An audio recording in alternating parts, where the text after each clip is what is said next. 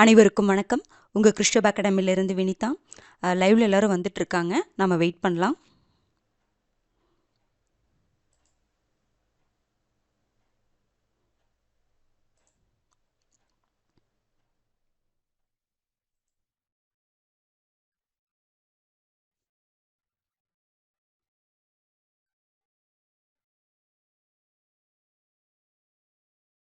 இந்த லைவ்ல பார்த்தீங்கன்னா நம்ம எந்த லெசன் பார்க்க போகிறோம் அப்படின்னா 11th பாலிட்டியில் தமிழகத்தின் அரசியல் வளர்ச்சி அதில் இருந்து ஒரு 15 கொஷின்ஸ் பார்க்க போகிறோம். எல்லா பாயிண்ட்ஸுமே கவர் ஆகிற மாதிரியும் அதுலேயும் பார்த்தீங்கன்னா 13 கொஷின்ஸ்லேயே நம்ம எல்லா பாயிண்ட்ஸுமே கவர் பண்ணிட்டோம்.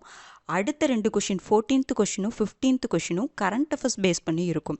ஏன்னா இந்த லெசன் ஃபுல்லாகவே அரசியல் கட்சிகளுடைய அந்த பங்களிப்பு, அவங்க கொண்டு வந்த திட்டத்தை பற்றி அந்த மாதிரி சரிங்களா, அந்த அவங்களுடைய சாதனைகள் என்னென்னலாம் மக்களுக்காக பண்ணாங்க அப்படிங்கிற மாதிரி தான் இந்த லெசனில் நம்ம படிப்போம். அது எல்லாமே இந்த புக்கோட முடிஞ்சு போகிறது கிடையாது, இந்த லெசன் மட்டும். ஓகேங்களா? கரண்ட் அஃபேர்ஸில் ஏன்னா திராவிட கட்சிகளுடைய அந்த சாதனைகள் இன்னும் கண்டினியூ ஆகிட்டு தானே இருக்குது. ஓகேங்களா? இன்னும் நம்ம தமிழ்நாட்டில் அவங்க தான் திராவிட கட்சிகள் தான் மாறி மாறி ஆட்சியில் இருந்துகிட்ருக்காங்க. அப்படிங்கும் பொழுது அவங்க இப்போவும் என்னென்னலாம் திட்டம் கொண்டு வராங்க, அதனுடைய நோக்கம் என்ன அப்படிங்கிற பாயிண்ட்ஸில் ரொம்பவே முக்கியமானது. இனி வரக்கூடிய நியூஸில் நீங்கள் கண்டிப்பாக திட்டங்களெல்லாம் நோட் பண்ணி வச்சு எழுதி வச்சுக்கோங்க. ஓகேங்களா?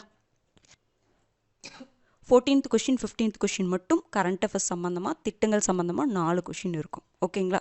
4 திட்டங்கள் இருக்கும் 2 கொஷினில். ஓகேங்களா? ஸ்டார்ட் பண்ணிடலாங்களா? பாருங்க, கீழ்கண்ட கூற்றுகளில் சரியானவற்றை தேர்வு செய்க. இந்திய அரசமைப்பு சட்ட உறுப்பு 313 படி இந்தி மொழி நாட்டின் அலுவலக மொழியாக ஆக்கப்பட்ட போது தமிழகத்தின் முதல்வராக எம் பக்தவச்சலம் பதவியில் இருந்தார். 1972 எம்ஜிஆர் ஆட்சியை கைப்பற்றி தனது இறப்பு வரை முதலமைச்சர் பதவியை தக்க வைத்து கொண்டார். 1937 முதலமைச்சராக பதவியேற்ற ராஜாஜி முழுமையான மதுவிலக்கு மற்றும் மிராசுதார் முறை ஒழிப்பை நடைமுறைப்படுத்தினார். 1925 தொடங்கப்பட்ட சுயமரியாதை இயக்கம் தேர்தல் அரசியல் மட்டுமல்லாமல் சமூக சீர்திருத்தத்தையும் மேற்கொண்டது. இதில் எது சரின்ட்டு பாருங்க.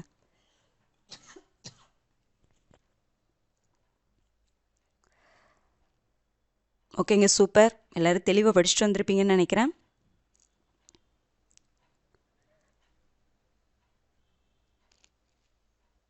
ஓகேங்க, சூப்பர். ஆன்சர் பார்த்துடலாங்களா?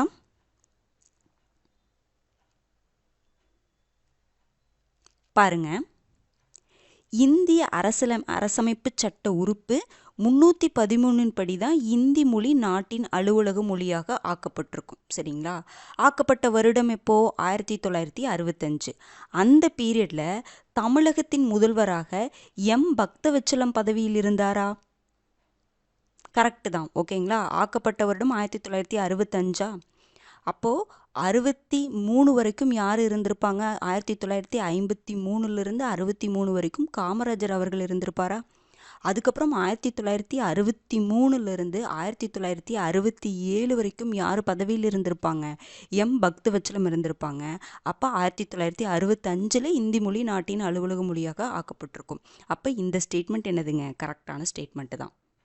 ஓகேங்களா? அடுத்தது பாருங்க, 1972 எம்ஜிஆர் ஆட்சியை கைப்பற்றி தனது இறப்பு வரை முதலமைச்சர் பதவியை தக்க வைத்து கொண்டாரா?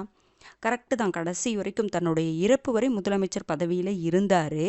ஆனால் 1972 கட்சியை ஆரம்பிச்சிருப்பார், அஇஅதிமுகவை ஆரம்பிச்சிருப்பார். ஓகேங்களா? ஆனால் ஆட்சியை கைப்பற்றிய வருடம் அப்படின்னு பார்த்தீங்கன்னா 1977 தான். அப்போ 1977 87 வரைக்கும் ஆட்சியில் இருந்திருப்பாங்க. ஓகேங்களா? அப்போ இந்த ஸ்டேட்மெண்ட் என்னதுங்க? தப்பு. ஓகேங்களா? அடுத்தது பாருங்க, 1937 முதலமைச்சராக பதவியேற்ற ராஜாஜி. கரெக்ட். அவர் தான் பதவியேற்றிருப்பார். முழுமையான மதுவிலக்கு என்ன பண்ணார்? நடைமுறைப்படுத்தினார். மிராசுதார் முறை ஒழிப்பை நடைமுறைப்படுத்தினாரா? கிடையாது. ஜமீன்தாரி முறை ஒழிப்பு தான் நடைமுறைப்படுத்தியிருப்பார். மிராசுதாரர் முறை அப்படின்னா யார் வருவாங்க? நீதி கட்சி தான் இந்த மிராசுதாரர் முறை ஒழிப்பை நடைமுறைப்படுத்தியிருப்பாங்க. அந்த வித்தியாசத்தை புரிஞ்சுக்கோங்க. ஜமீன்தார் முறை, மிராசுதாரர் முறை யார் ஒழிச்சாங்க அப்படிங்கிறத பார்த்துக்கோங்க. அப்போ இந்த ஸ்டேட்மெண்ட்டு தப்பு. முழுமையான மதுவிலக்கு கரெக்டு தான். ஓகேங்களா? அடுத்தது பாருங்க, 1925ஆம் ஆண்டில் தொடங்கப்பட்ட சுயமரியாதை இயக்கம் எப்போ ஸ்டார்ட் பண்ணாங்க? 1925 தான்.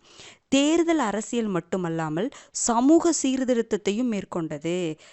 கரெக்டுங்களா இது? அவங்க என்ன பண்ணாங்க? தேர்தல் அரசியலையே தவிர்த்தாங்க.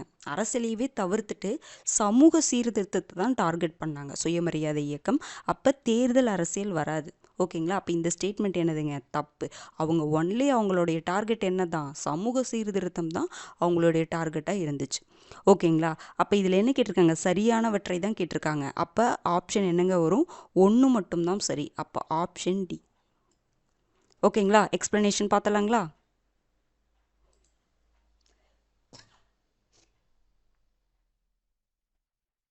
பாருங்க,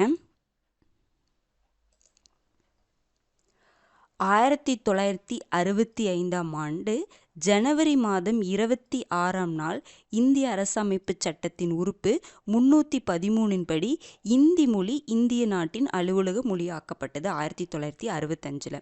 இந்த பீரியடில் யார் சிஎம்மாக இருந்திருக்காங்க? தமிழகத்துடைய சிஎம்மா பக்தவச்சலம் 1963 டு 1967. ஓகேங்களா? இது முன்னாடியே சொல்லிட்டேன், ஒரு டைம் பார்த்துக்கோங்க. அடுத்தது பாருங்க,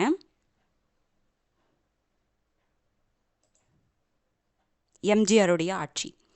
1972ஆம் ஆண்டு எம்ஜி ராமச்சந்திரன் அவர்கள் என்ன பண்ணுறாங்க?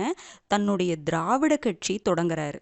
அந்த பேர் என்ன? அனைத்திந்திய அண்ணா திராவிட முன்னேற்ற கழகம். ஓகேங்களா? 1972 தொடங்குறாரு.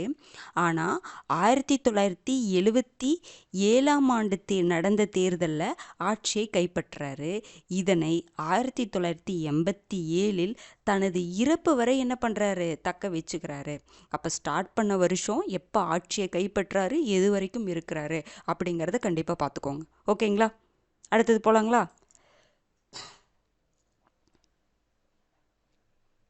பாருங்க, அடுத்தது நீதி கட்சி. அந்த மிராசுதார் முறை, ஜமீன்தார் முறை பற்றி சொன்னோம் பார்த்தீங்களா? அதுதான் பாருங்க.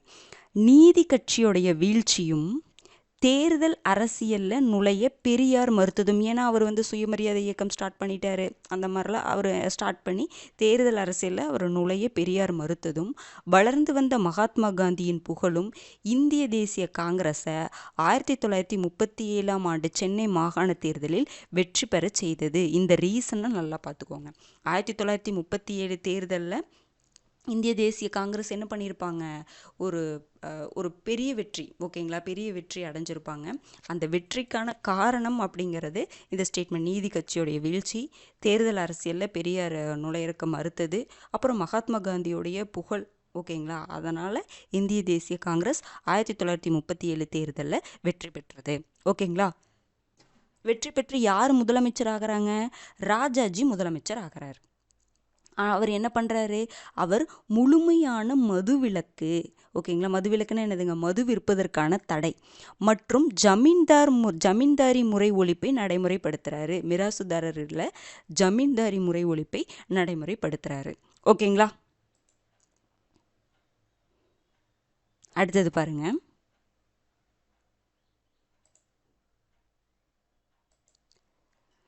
பெரியார் தன்னுடைய திட்டங்களை காங்கிரஸ் கட்சி ஏற்றுக்கொள்ள செய்வதில் எடுத்த முயற்சிகள் அனைத்தும் தோல்வி அடைஞ்சிருச்சு. ஓகேங்களா? பெரியாருக்கும் காங்கிரஸுக்கும், அதிலலாம் பெரியார் காங்கிரஸில் தான் இருந்திருப்பார்.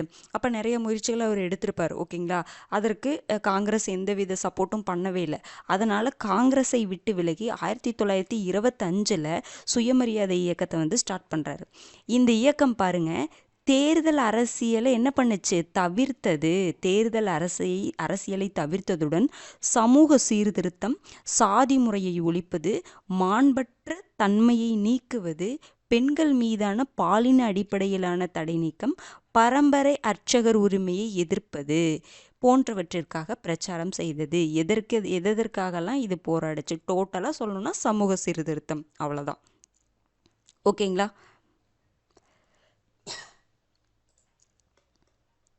அடுத்த கொஸ்டின் பாருங்க. கீழ்கண்ட கூற்றுகளை ஆராய்க. 1925 முதலாவது சுயமரியாதை மாநாடு செங்கல்பட்டில் நடைபெற்றது. எம்ஜிஆர் தமிழ்நாட்டின் முதல்வராக இருந்தபோதுதான் மாநில தன்னாட்சி தீர்மானம் சட்டப்பேரவையில் நிறைவேற்றப்பட்டது. திராவிட மொழி குடும்பம் என்ற கருத்தியலை கால்டுவெல் தனது ஆய்வு நூலில் முதன்முதலாக உறுதிப்படுத்தியதால் அவர் அயோத்திதாசரால் தமிழ் மறுமலர்ச்சியின் முன்னோடி என அழைக்கப்படுகிறார். 1919ஆம் ஆண்டின் மின்டோ மார்லி சீர்திருத்தமானது மாகாணங்களில் இரட்டை ஆட்சியை அறிமுகப்படுத்தியது. இதில் எது கரெக்டான ஆன்சர்னு பாருங்க. ஏவா, பியா, சியா, டியா?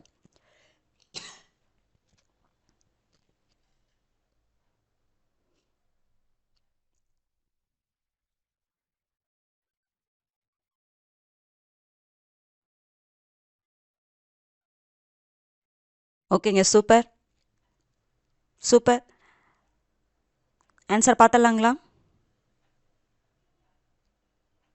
பாருங்க, 1925 முதலாவது சுயமரியாதை மாநாடு செங்கல்பட்டில் நடந்துச்சா?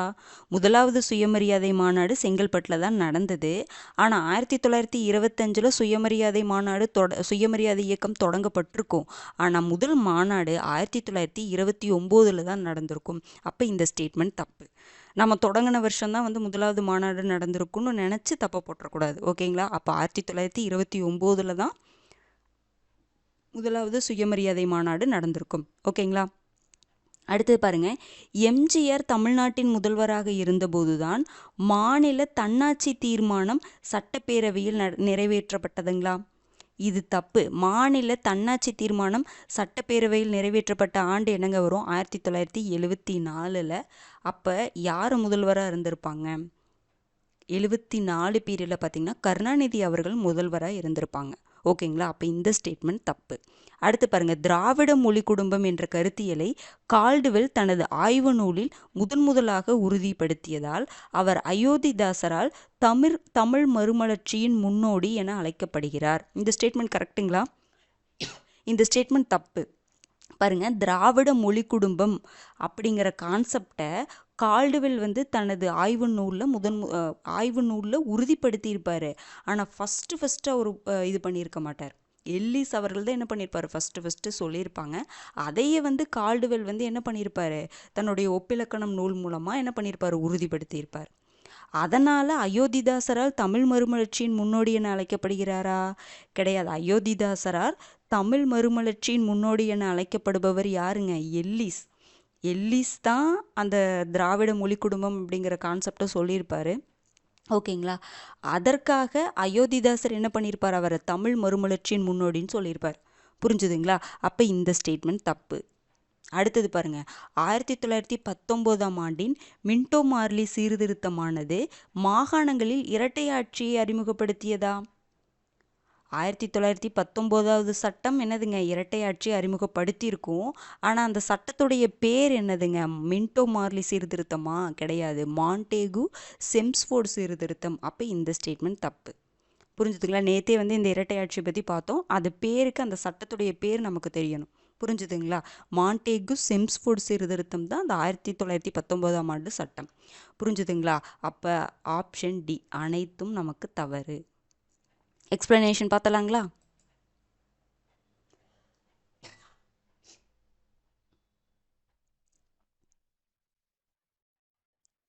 பாருங்க, 1929ஆம் ஆண்டு செங்கல்பட்டில் முதலாவது சுயமரியாதை மாநாடு நடந்தது. 1925 சுயமரியாதை இயக்கம் ஸ்டார்ட் பண்ணியிருப்பாங்க. ரெண்டையும் கன்ஃபியூஸ் பண்ணிக்காதீங்க. ஓகேங்களா? பாருங்கள், 1974 மாநில தன்னாட்சி தீர்மானம் சட்டப்பேரவையில் என்ன இருக்குங்க? நிறைவேற்றப்பட்டிருக்கு. அப்போ 1974 பீரியடில் யார் சிஎம்மாக இருந்திருக்காங்க? கருணாநிதி அவர்கள் தான். 1971 76 வரைக்கும் கருணாநிதி தான் இருந்திருப்பார். இதுக்கு முன்னாடியும் கருணாநிதி தான். அதையும் படிச்சு வச்சுக்கோங்க. 1969 டு 1971. இதுக்கு முன்னாடி யார் இருந்திருப்பாங்க? 1967 டு 1969 யாருங்க? அறிஞர் அண்ணா அவர்கள் இருந்திருப்பாங்க. புரிஞ்சுதுங்களா? அப்படியே அந்த ஆர்டரை கரெக்டாக ஞாபகம் வச்சுக்கோங்க. அடுத்தது பாருங்கள், அப்போ இதுக்கப்புறம் தான் நமக்கு தெரியும் இல்லைங்களா? நம்ம பார்த்தோம்ல, எம்ஜிஆர் அவர்கள் 1972 கட்சியை ஸ்டார்ட் பண்ணியிருப்பார். 1977 என்னதுங்க? ஆட்சியை வந்து கைப்பற்றி 80 மறுபடியும் கீழே கொடுத்துருப்பாங்க. புரிஞ்சுதுங்களா? 1977 டு 80, 80 டு 87 அந்த மாதிரி பிரித்து கொடுத்துருப்பாங்க. 1977 டு 1987 வரைக்கும் அவர் ஆட்சியில் இருந்திருப்பார். ஓகேங்களா?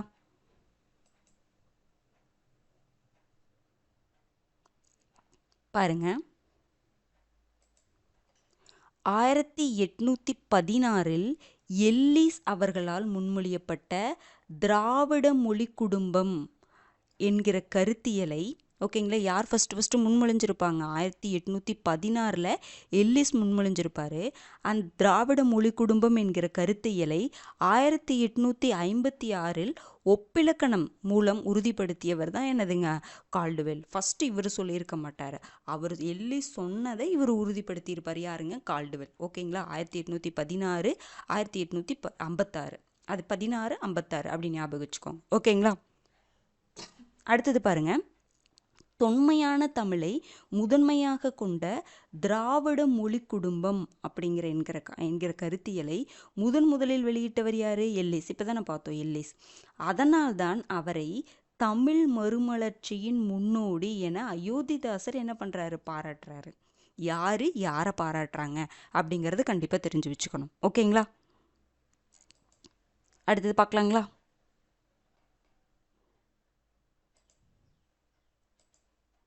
பாருங்க, நம்ம சொன்னோம் இல்லைங்களா, 1909 தான் என்னதுங்க? மின்டோ மார்லி சீர்திருத்தம்.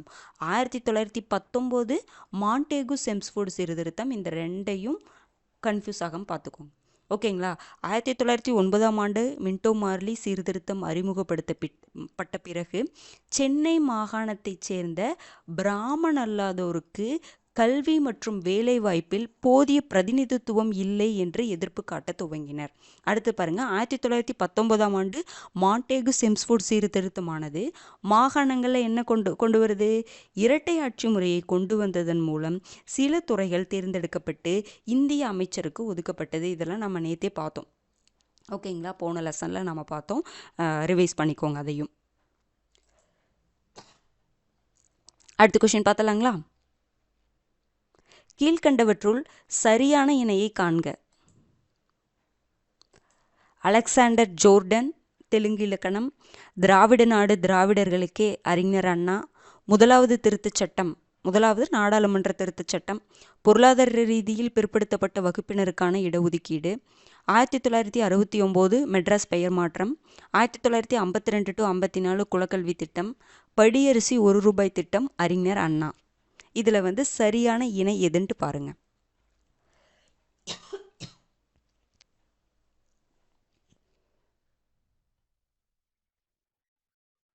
ஓகேங்க, சூப்பர். எல்லாம் கிளியரா படிச்சிட்டீங்க. ஓகேங்க, சூப்பர். கொஞ்சம் அந்த சில விஷயங்களை மட்டும் நம்ம நோட் பண்ணோங்க. அதை மட்டும் கொஞ்சம் பார்த்து ஆன்சர் போடுங்க.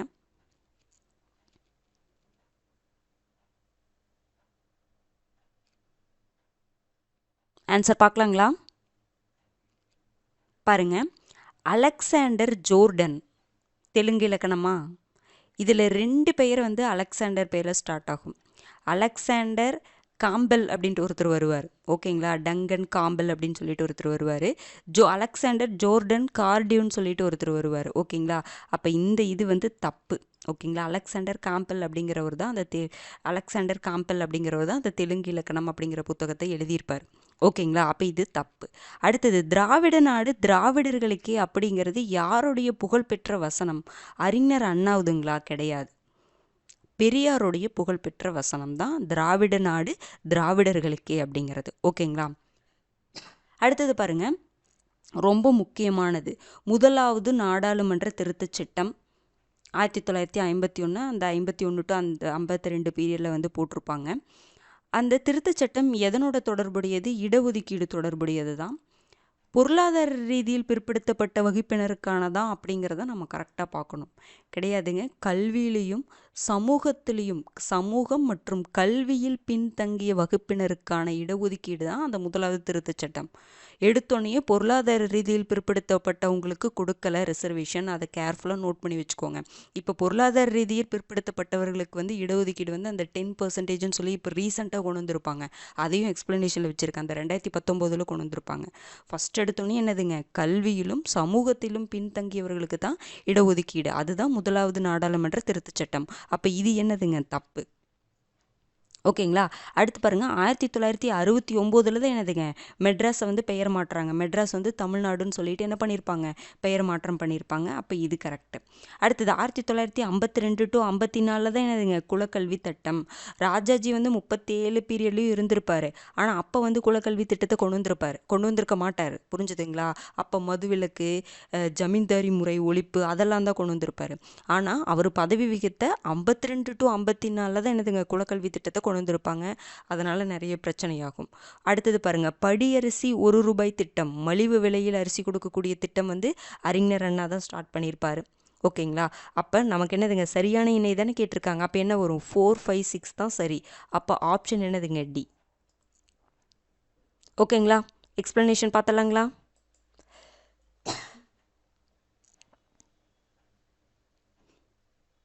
பாருங்க, இந்த அலெக்சாண்டர் டங்கன் காம்பெல் பாருங்க, Alexander Dungan Campbell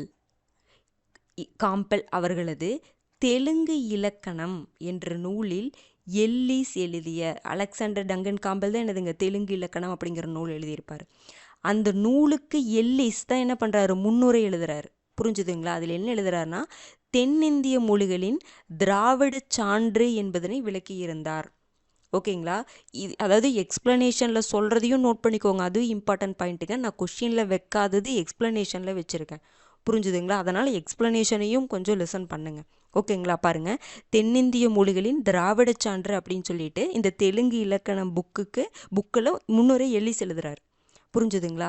Tamil, Telugu, Kannada, Malayalam, Tulu ஆகிய தென்னிந்திய மொழிகள் சமஸ்கிருத மொழி குடும்பத்தைச் சேர்ந்தவை கிடையாது என்றும் அவற்றை திராவிட மொழி குடும்பம் என வகைப்படுத்தலாம் என்றும் இந்த திராவிட சான்று அப்படிங்கிற அந்த முன்னுரையில் என்ன பண்ணுறாரு அப்படின்னா விளக்குறாரு அப்படிங்கிற மாதிரி சொல்லியிருக்காங்க. புரிஞ்சுதுங்களா. அடுத்தது பாருங்க, இன்னொருத்தர் நான் சொன்ன பார்த்தீங்களா, அலெக்சாண்டர் ஜோர்டன் கார்டிவ் அப்படின்னு ஒருத்தர் இருப்பார். அவர் யாருன்னு பாருங்க. இதுவும் ரொம்ப முக்கியமான விஷயம் பாருங்க. 1913ஆம் ஆண்டு ஆளுநரின் செயற்குழு உறுப்பினராக வந்து திரு சர் அலெக்சாண்டர் ஜோர்டன் கார்டிவ் இருப்பார். ஓகேங்களா. என்பவர் அளித்த புள்ளியியல் விவரம் என்ன சொல்கிறாங்கன்னா, மக்கள் தொகையில் 3% மட்டும் அங்கம் வகிக்கும் பிராமணர்கள் அனைத்து வாய்ப்புகளையும் எடுத்துக்கிறாங்க அப்படின்னு சொல்கிறாரு. இதுதான் ரொம்ப முக்கியம். எவ்வளோ மக்கள் தொகையில் 3% தான் அவங்க இருக்காங்க பிராமணர்கள். ஆனால் எல்லா வாய்ப்பையும் அவங்க தான் எடுத்துக்கிறாங்க. அரசு வேலையில் அவங்க தான் அதிகமாக இருக்காங்க அப்படிங்கிற மாதிரி சொல்கிறாங்க. புரிஞ்சுதுங்களா. படிக்கிறதும் அதிகமாக அவங்க தான் படிக்கிறாங்க அப்படிங்கிற மாதிரி சொல்லியிருப்பாங்க. எந்த வருஷம் யார் அப்படிங்கிறத பார்த்துக்கோங்க. ஓகேங்களா.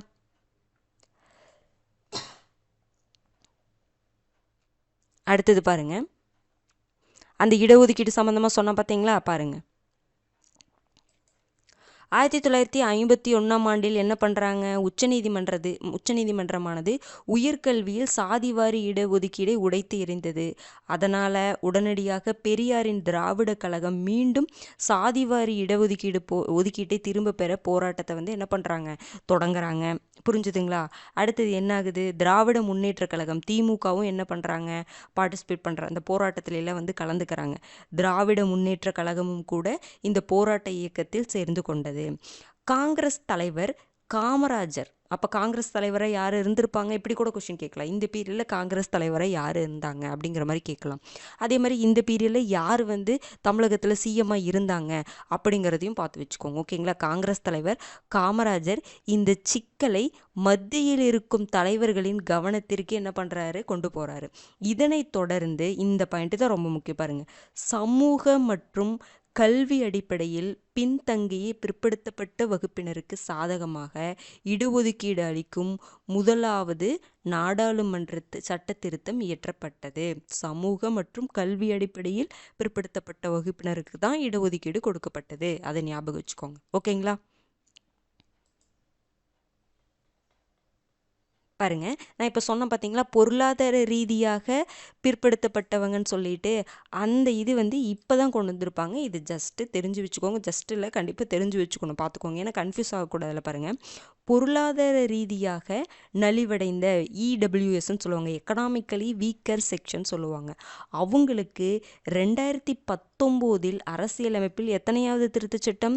103வது திருத்தம் செய்யப்பட்டது. ஃபஸ்ட்டு திருத்தம் எது? 103வது திருத்தம் எது? பார்த்துக்கோங்க, ஓகேங்களா? இதன் மூலம் சேர்க்கை மற்றும் அரசு பணிகளில் இடபிள்யூஎஸ் பிரிவினருக்கு இடஒதுக்கீடு செய்யப்பட்டது அப்படிங்கிற மாதிரி சொல்லியிருப்பாங்க, ஓகேங்களா? பாருங்கள், அதை பற்றி சின்ன சின்ன பாயிண்ட்ஸ் கொடுத்துருக்காங்க, ஜஸ்ட்டு ரீட் பண்ணி வச்சுக்கோங்க. சமூகத்தில் பொருளாதார ரீதியாக நலிவடைந்த பிரிவினர் என்பது சமூகத்தின் ஒரு பகுதியாகும். முன்பதிவு செய்யப்படாத பிரிவைச் சேர்ந்தவர்கள் ஆண்டு வருமானம் 8 லட்சம் ரூபாய்க்கு குறைவாக உள்ளவர்கள் இடபிள்யூஎஸ் பிரிவினராக இருப்பார்கள். எஸ்சி எஸ்டி ஓபிசியின் கீழ் வராத மற்றும் இடபிள்யூஎஸ் பொருளாதார அளவுகோல்களை பூர்த்தி செய்யும் வேட்பாளர் இடபிள்யூஎஸ் பிரிவின் ஒரு பகுதியாக இருக்க வேண்டும் அப்படிங்கிற மாதிரி சொல்லியிருப்பாங்க. இதை ஜஸ்ட் ரீட் பண்ணிக்கோங்க, ஓகேங்களா? பொருளாதார ரீதியில் பிற்படுத்தப்பட்டவர்கள் அப்படின்ட்டு இப்போ அந்த இது கொண்டு வந்திருப்பாங்க, அதை பார்த்து வச்சுக்கோங்க. அதில் பார்த்தீங்கன்னா பாருங்கள், ஓபிசியில் அதில் வராத இடபிள்யூஎஸ் பொருளாதார அளவுகளை பூர்த்தி செய்யும் வேட்பாளர் அப்படிங்கிற மாதிரி சொல்லியிருப்பாங்க. இது அந்த திருத்த சட்டம் நான் சொன்னேன் பார்த்தீங்களா, 103வது திருத்த சட்டம் சொன்னேன் பார்த்தீங்களா, இது ஞாபகம் வச்சுக்கணும், ஓகேங்களா? இடபிள்யூஎஸ்க்கு அந்த 10% வந்து ரிசர்வேஷன் சொல்கிற பார்த்தீங்களா, அது எத்தனையாவது திருத்த சட்டம் அப்படிங்கிற மாதிரி பார்த்து வச்சுக்கோங்க, ஓகேங்களா? இது ஜஸ்ட்டு தெரிஞ்சு வச்சுக்கோங்க, புக்கில் இல்லாதது சொல்கிறேன்னு நினைக்காதீங்க, தெரிஞ்சு வச்சுக்கோங்க, ஓகேங்களா? தெரிஞ்சிருக்கும் எல்லாத்துக்கும், ஆனால் பார்த்து வச்சுக்கோங்க. சென்னை மாகாண முதலமைச்சர்களை அவர்கள் பதவி வகித்த ஆண்டுகளுடன் பொருத்துக. பொப்பிலி ராஜா, பனகல் ராஜா, சுப்புராயன், சுப்பராயலு, பி முனுசாமி அவர்களுடன் பதவி வகித்த ஆண்டுகளுடன் என்ன பண்ணுங்க அப்படின்னா பொருத்துங்க.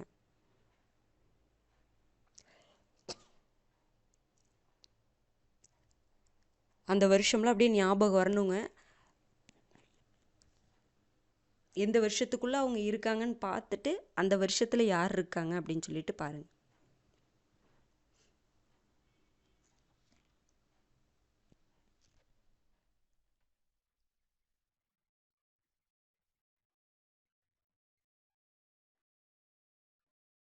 ஓகேங்க, சூப்பர். ஆன்சர் பார்த்துடலாங்களா? ஏன்னா இந்த முதலமைச்சர் பதவி வகித்த ஆண்டு வந்து ரொம்ப முக்கியம். 1952 தேர்தலுங்களா, அதற்கு முன்னாடி இருந்த அந்த அமைச்சரவை ரொம்ப முக்கியம். அதுக்கப்புறமே வந்து ரொம்ப முக்கியமாக தான் இருக்கும், ஓகேங்களா? ஆன்சர் பார்த்துடலாங்களா? ஆன்சர் என்னங்க வரும்? ஏதானே வரும். பாருங்க, பொப்பிலி ராஜா எந்த பீரியட்லேருந்து எந்த பீரியட் வரைக்கும் பதவி வகிச்சிருப்பாரு? 1932லேருந்து 37 வரைக்குமா? அப்போ எது வரும்? 1 தானே வரும். 1933 வருமா? அடுத்தது பனகல் ராஜா. பனகல் ராஜா எந்த பீரியடுங்க? 1921 டு 26. அப்போ எந்த இது வரும்? 4க்கு மேட்ச் ஆகுங்களா? 1925. சுப்புராயன் எந்த பீரியடில் இருந்திருப்பாரு? சுப்புராயலுள்ள சுப்புராயன் 1926லேருந்து 30 வரைக்கும் இருந்திருப்பாரா? அப்போ எங்கே வரும்? 1926லேருந்து 30னா எங்கெங்க வரும்? 1927 3வது வரும், ஓகேங்களா? அடுத்தது சுப்புராயலு, இது நமக்கு தெரியும், ஃபஸ்ட் எடுத்தோன்னா அவர் தானே இருந்திருப்பார், 1920 டு 21. அடுத்தது பி முனுசாமி எப்போ வருவாங்க? 1930 டு 1932. அப்போ 5 வருமா? அப்போ ஆப்ஷன் என்னதுங்க? ஏ. ஏன்னா இது ரொம்ப முக்கியமானதுங்க. பாருங்கள், எக்ஸ்ப்ளனேஷன் இப்போ சொன்னது அப்படியே தான் இருக்குது, பாருங்கள். சுப்பராயலு பார்த்தீங்க அப்படின்னா சுப்பராயலு பாருங்கள் 1920 டு 21. Panagal Raja 1921 to 26. இந்த ஆர்டர் அப்படின்னு ஞாபகம் வச்சுக்கோங்க. இவங்களுக்கு கொடுத்துட்டு கூட அவங்கள வரிசைப்படுத்த சொல்லலாம், எப்படி வேணாலும் கொஷின் கேட்கலாம். போன குரூப் 4க்கு முன்னாடி போன குரூப் 4லேயே அதுக்கு முன்னாடி குரூப் 4லேயே அது அப்படியே வரிசைப்படுத்த சொல்லி கேட்டிருந்தாங்க. அடுத்து பாருங்கள், P Subbarayan 1926 to 30. P Munusamy 1930 to 32. Bobbili Raja 1932 to 37. P T Rajan 1936, KV Reddy 37, இது வரைக்கும் பார்த்துக்கோங்க. இது ரொம்ப முக்கியமானது. ராஜாஜி பொறுத்த வரைக்கும் 1937 டு 1939, அதுக்கப்புறம் 1952 டு 1954. ஓகேங்களா? ரொம்ப முக்கியமான ஒரு பாக்ஸ் ஃபுல்லாக கொடுத்துருப்பாங்க இல்லைங்களா, அதை பார்த்துக்கோங்க. ஃபஸ்ட் பேஜில் ஒரு பாக்ஸ் கொடுத்துருப்பாங்க, அப்புறம் நடுவில் வந்து இந்த முதலமைச்சர் பதவி வகித்த ஆண்டு யாருன்னு சொல்லி கொடுத்துருப்பாங்க. ரெண்டுமே முக்கியமானது. அடுத்தது பார்க்கலாங்களா? 5th question. பின்வரும் கூற்றுகளில் தவறானவற்றை தேர்வு செய்க. எது தவறுன்ட்டு பாருங்க. 1944ஆம் ஆண்டு அறிஞர் அண்ணா தலைமையில் நடைபெற்ற சேலம் மாநாட்டில் நீதி கட்சியின் பெயர் திராவிடர் கழகம் என மாற்றப்பட்டது. 1916 தொடங்கப்பட்ட SILF 1917 நீதி கட்சியாகவும், 1944 திராவிடர் கழகமாகவும், 1949 திராவிட முன்னேற்ற கழகமாகவும் பெயர் மாற்றப்பட்டது. சட்டமும் விதிமுறைகளும் மக்களுக்காகவே ஏற்பட்டவை, சட்டத்துக்காகவும் விதிமுறைகளுக்காகவும் மக்கள் இல்லை என்று காமராசர் அவர்கள் குறிப்பிட்டார். ஆரியர்கள் வடமொழி நாகரிகத்தின் பாதுகாவலர் என்றும், பிராமணரல்லாதோர் தமிழ்மொழி பண்பாடு மற்றும் நாகரிகத்தின் பாதுகாவலர் என்றும் கருதப்பட்டனர். இதுல எது தவறுன்ட்டு பாருங்க.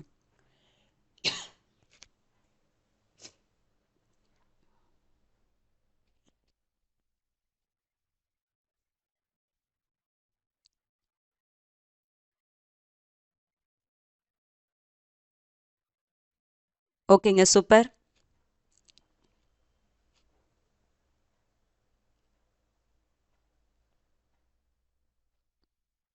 ஆன்சர் பார்த்துடலாங்களா?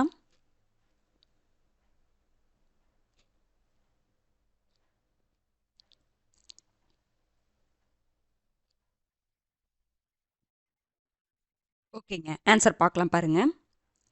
1944ஆம் ஆண்டு அறிஞர் அண்ணா தலைமையில் நடைபெற்ற சேலம் மாநாடுங்களா? 1944 சேலம் மாநாடு நடந்திருக்கும். அது யாருடைய தலைமையில் நடந்திருக்கும்? பெரியார் அவர்கள் தலைமையில் நடந்திருக்கும். புரிஞ்சுதுங்களா? அந்த மாநாட்டில் தான் நீதி கட்சியுடைய பெயரை திராவிடர் கழகம் அப்படின்னு சொல்லிட்டு அறிஞர் அண்ணா மாற்றியிருப்பார். ஓகேங்களா? அவரோட பெரியார் தலைமையில் நடந்த மாநாட்டில் அறிஞர் அண்ணா நீதி கட்சியுடைய பெயரை திராவிடர் கழகம் அப்படின்னு சொல்லிட்டு மாற்றிருப்பார். புரிஞ்சுதுங்களா? அறிஞர் அண்ணா தலைமையில் நடக்கலை. அப்போ இந்த ஸ்டேட்மெண்ட் என்னதுங்க? தப்பு. அடுத்தது பாருங்க. 1916 தொடங்கப்பட்ட SILF, சில டைமில் இந்த ஷார்ட் ஃபார்மை தான் கொடுப்பாங்க, பார்த்துக்கோங்க. சவுத் இந்தியன் லிபரல் ஃபெடரேஷன் அப்படின்னு சொல்லி சொல்லுவாங்களா? ஓகேங்களா? தென்னிந்திய விடுதலை கூட்டமைப்பு 1916 தானே தொடங்கினாங்க. கரெக்ட், அது கரெக்டு. 1916 தொடங்கி 1914 நீதி கட்சியாக பெயர் மாற்றம் அடைஞ்சிருக்கும். அது கரெக்டு. அதுக்கப்புறம் 1944 திராவிடர் கழகமாக பெயர் மாற்றம் அடைஞ்சிருக்கும். முன்னாடி பாயிண்டில் தான் பார்த்தோம், அதுவும் கரெக்டு. 1949 திராவிடர் முன்னேற்ற கழகமாக பெயர் மாற்றப்பட்டிருக்குமா? கிடையாது. திராவிடர் கழகத்தில் இருந்து அறிஞர் அண்ணா பிரிஞ்சு போய் 1949 திராவிட முன்னேற்ற கழகத்தை ஸ்டார்ட் பண்ணியிருப்பாங்க. திராவிடர் கழகம் தான் திராவிட முன்னேற்ற கழகமாக பெயர் மாற்றப்படலை. அப்போ இந்த ஸ்டேட்மெண்ட் தப்பு. இந்த பாயிண்ட் மட்டும் தப்பு. புரிஞ்சுதுங்களா? அடுத்து பாருங்க. சட்டமும் விதிமுறைகளும் மக்களுக்காகவே ஏற்பட்டவை, சட்டத்துக்காகவும் விதிமுறைகளுக்காகவும் மக்கள் இல்லை என்று காமராஜர் தானே குறிப்பிடுறாரு. இது கரெக்ட். அந்த ஸ்டேட்மெண்ட் சின்ன பாக்ஸில் கொடுத்துருப்பாங்க, இது கரெக்ட். அடுத்தது பாருங்க. ஆரியர்கள் வடமொழி நாகரிகத்தின் பாதுகாவலர் அப்படின்னு சொல்லுவாங்க. ஆரியர்களை வடமொழி நாகரிகத்தின் பாதுகாவலர் என்றும், பிராமணல்லாதோர் தமிழ்மொழி மற்றும் பண்பாடு மற்றும் நாகரிகத்தின் பாதுகாவலர் என கருதப்பட்டனர் அப்படின்னு சொல்லியிருப்பாங்க. இந்த ஸ்டேட்மெண்ட் கரெக்ட். திராவிடர்கள்னு சொல்லுவோம், பிராமணர் இல்லாதோர்லாம் வந்து திராவிடர்கள் அப்படிங்கிற மாதிரி சொல்லுவோம். புரிஞ்சுதுங்களா? என்றும் கருதப்பட்டனர் அப்படின்னு சொல்லியிருக்காங்க. அப்போ 3rd 4th கரெக்ட். நமக்கு என்ன கேட்டிருக்காங்க? தவறான ஸ்டேட்மெண்ட் தான் கேட்டிருக்காங்க. அப்போ ஃபஸ்ட்டு ஸ்டேட்மெண்ட்டும் செகண்ட் ஸ்டேட்மெண்ட்டும் தப்பு. அப்போ ஆப்ஷன் என்னதுங்க? டி. புரிஞ்சுதுங்களா? வாங்க எக்ஸ்ப்ளனேஷன் பார்த்துடலாம்.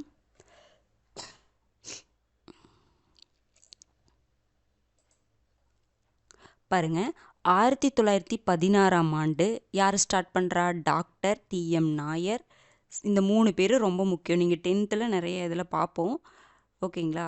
Doctor TM Nair, sir PT Thiyagarayar, doctor C Natesanar. 3 பேர். Doctor T M. Nair, sir P T. Thiyagarayar, doctor C. Natesanar போன்றோர்கள் பிராமண அல்லாதோரின் சமூக, அரசியல் மற்றும் பொருளாதார நலன்களை முன்னேற்றுவதற்காக தென்னிந்திய விடுதலை கூட்டமைப்பை நிறுவுறாங்க. எந்த வருஷம்? 1916. இவ்வாறு உருவான பின்னர் தென்னிந்திய விடுதலை கூட்டமைப்பு புகழ்பெற்ற நீதி கட்சி ஆனது. SILF. எக்ஸ்பென்ஷன் எங்கே கொடுத்துருந்தாலும், நான் முன்னாடியே சொன்ன பார்த்தீங்களா, எக்ஸ்பென்ஷன் எங்கே கொடுத்தாலும் அதைய வந்து ஷார்ட் ஃபார்ம் எங்கே கொடுத்துருந்தாலும் அது எக்ஸ்பென்ஷன் ஃபார்மில் என்ன இருக்குது அப்படிங்கிறத நம்ம தெரிஞ்சு வச்சுக்கணும். ஓகேங்களா? அப்போ தென்னிந்திய விடுதலை கூட்டமைப்பு தான் நீதி கட்சின்னு பெயர் மாற்றப்பட்டிருக்கும். பெயர் மாற்றப்பட்ட வருடம் தான் என்னதுங்க? 1917. அது கரெக்டு தான். பாருங்கள், 1916 தென்னிந்திய விடுதலை கூட்டமைப்பு உருவாக்கப்பட்டதா? இதுதான் 1917 நீதி கட்சியாக மாற்றம் அடைஞ்சிருக்கும். ஓகேங்களா? அடுத்தது பாருங்க, 1944 ஆண்டு பெரியார் தலைமையில் தான் என்ன நடந்திருக்கும்? சேலம் மாநாடு நடந்திருக்கும். ஏற்கனவே பெரியாரின் தளபதியாகிவிட்ட திறமையான சொற்பொழிவாளரான CN அண்ணாதுரை நீதி கட்சியின் பெயர் என்ன பண்ணுறாரு? திராவிடர் கழகம் அப்படிங்கிற வரலாற்று சிறப்புமிக்க தீர்மானத்தை கொண்டு வர்றாரு. பெரியாருடைய தலைமையில் சேலம் மாநாடு நடந்திருக்கும். அதில் அண்ணாதுரை என்ன பண்ணுறாரு? நீதி கட்சியுடைய பெயரை திராவிடர் கழகம் அப்படிங்கிற திராவிடர் கழகம் அப்படின்னு சொல்லிட்டு பெயர் மாற்றப்பட்ட ஒரு தீர்மானத்தை கொண்டு வர்றாரு. ஓகேங்களா? அடுத்தது பாருங்க. சரி, அப்போ 1949 என்ன இருக்கும் அப்படின்னா, திராவிடர் கழகத்தை 1944 பெயர் மாற்றப்பட்டிருக்குமா நீதி கட்சி திராவிடர் கழகம் சொல்லிட்டு, அந்த திராவிடர் கழகத்தை விட்டு, ஏன்னா இவர் அறிஞர் அண்ணா தான் அந்த தீர்மானத்தையே கொண்டு வந்திருப்பார், அந்த பெயர் மாற்ற தீர்மானத்தை. 1949 என்ன பண்ணுறாரு? திராவிடர் கழகத்தை விட்டு பிரிந்து திராவிடர் முன்னேற்ற கழகம் அண்ணாதுரையால் ஆரம்பிக்கப்பட்டது. அப்போ திமுக ஆரம்பிக்கப்பட்ட வருடம் 1949. ஓகேங்களா? அண்ணாதுரையால் ஆரம்பிக்கப்பட்டிருக்கும். அடுத்தது பாருங்க, 6th கொஷின். நீதி கட்சி வீழ்ச்சிக்கான காரணங்கள் அல்லாதவற்றை காண்க. ஆங்கில ஆதரவு கண்ணோட்டம், சுயமரியாதை இயக்கத்துடன் இணைப்பு, ஒடுக்கப்பட்ட மக்களிடையே ஆதரவு இழப்பு, சுயமரியாதை இயக்கம் ஏற்படுத்திய தாக்கம், 1937 தேர்தலில் காங்கிரஸின் வெற்றி. இதில் எது வந்து நீதி கட்சியுடைய வீழ்ச்சிக்கு காரணம் இல்லை அப்படிங்கிறத பாருங்க.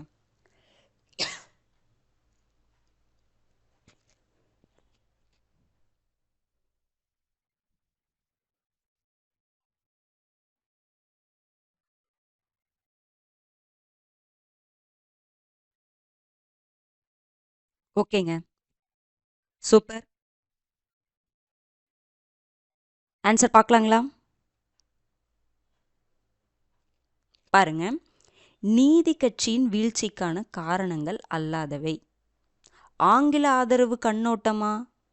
நீதி கட்சியுடைய வீழ்ச்சிக்கு ஆங்கில ஆதரவு கண்ணோட்டம் ஒரு காரணம். கரெக்டு தான். இது காரணம் அல்லன்னு சொல்ல முடியாது.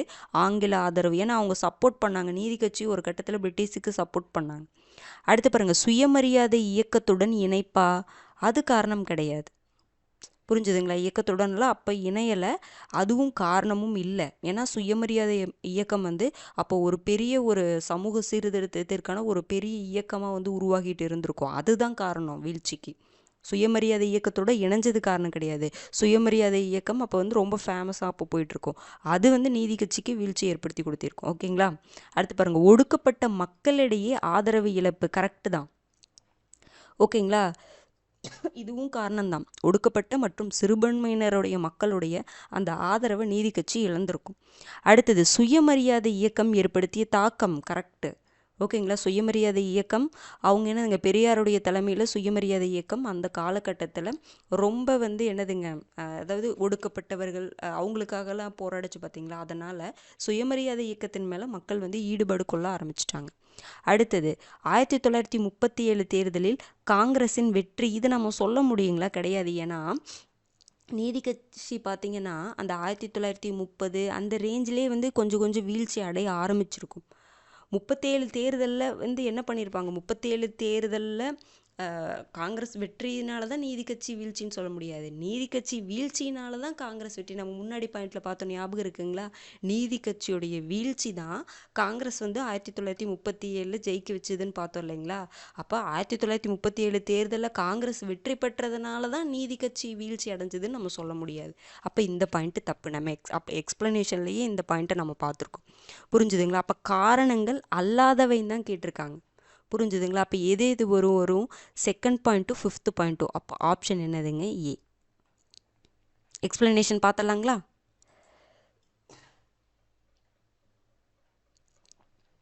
பாருங்க, நீதி கட்சியின் வீழ்ச்சி. நான் இதுக்கு மட்டும் இங்கிலீஷ் மீடியமுடைய அந்த கட்டிங்கும் தமிழ் மீடியம் கட்டிங் வச்சுருக்கேன். ஏன் வச்சுருக்கேன்னா பாருங்கள், 1929ஆம் ஆண்டு வரை சுயமரியாதை இயக்கமானது சென்னை மாகாணத்தில் ஒரு முன்னோடி இயக்கமாக இருந்தது. அது ஒரு காரணம் சொல்கிறாங்க. அப்போ அந்த காலகட்டத்தில் 1930ஆம் ஆண்டுகளில் சென்னை மாகாணத்தில் அதன் புகழ் மங்க தொடங்கியதுன்னு சொல்கிறாங்களா? இது அதன் அப்படின்னு எதை சொல்கிறாங்கன்னா, இந்த இடத்துல நீதி கட்சியை சொல்கிறாங்க. ஃபஸ்ட் எடுத்தோன்னா சுயமரியாதை இயக்கம்னு கொடுத்தங்காட்டி நம்ம இதுன்னு நம்ம நினச்சிக்கிறோம். ஆனால் என்னதுங்க, நீதி கட்சியை தான் சொல்கிறாங்க இந்த இடத்துல. நான் இங்கிலீஷ் மீடியமில் அந்த இதை காட்டுறேன் பாருங்கள், ஓகேங்களா? இந்த வீழ்ச்சிக்கு 3 முக்கிய காரணங்களை சொல்கிறாங்க. என்னென்ன காரணம் சொல்கிறாங்கன்னா, இந்த இயக்கமானது ஒடுக்கப்பட்ட, அந்த நீதி கட்சி ஒடுக்கப்பட்ட மற்றும் சிறுபான்மை பிரிவு மக்களிடையே ஆதரவை இழந்துருச்சு ஃபஸ்ட்டு.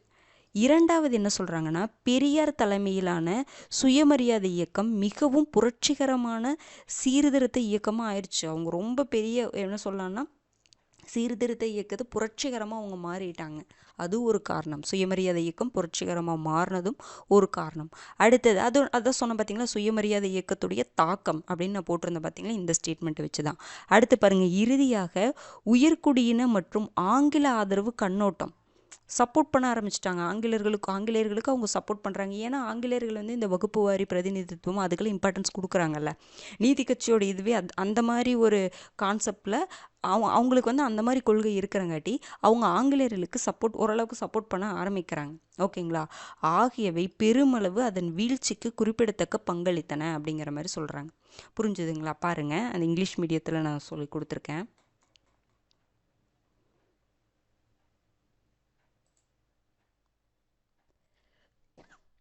பாருங்க, by 1929 the self-respect movement had become a formidable movement in the Madras presidency.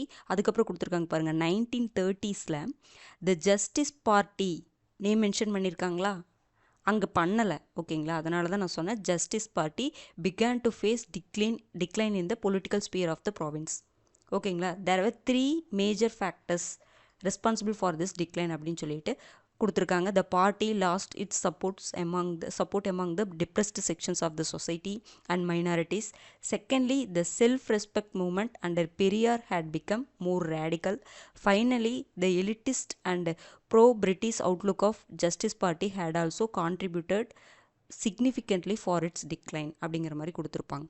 புரிஞ்சுதுங்களா? அதே தான் நீங்கள் தெரிஞ்சுக்க வேண்டியது. இந்த ஜஸ்டிஸ் பார்ட்டி இந்த வேர்டு அங்கே கொடுக்கல, ஓகேங்களா? அதை நீங்கள் பார்த்து வச்சுக்கோங்க.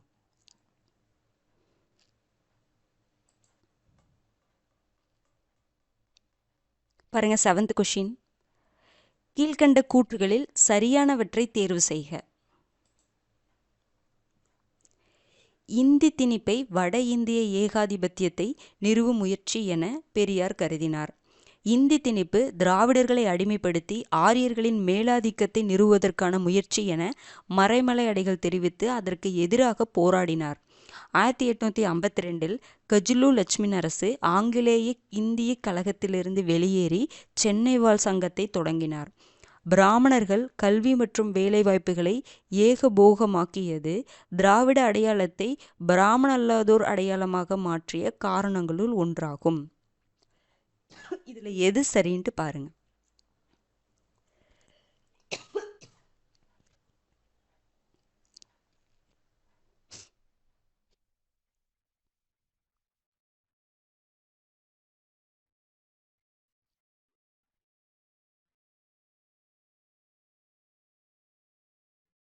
ஓகேங்க, சூப்பர்.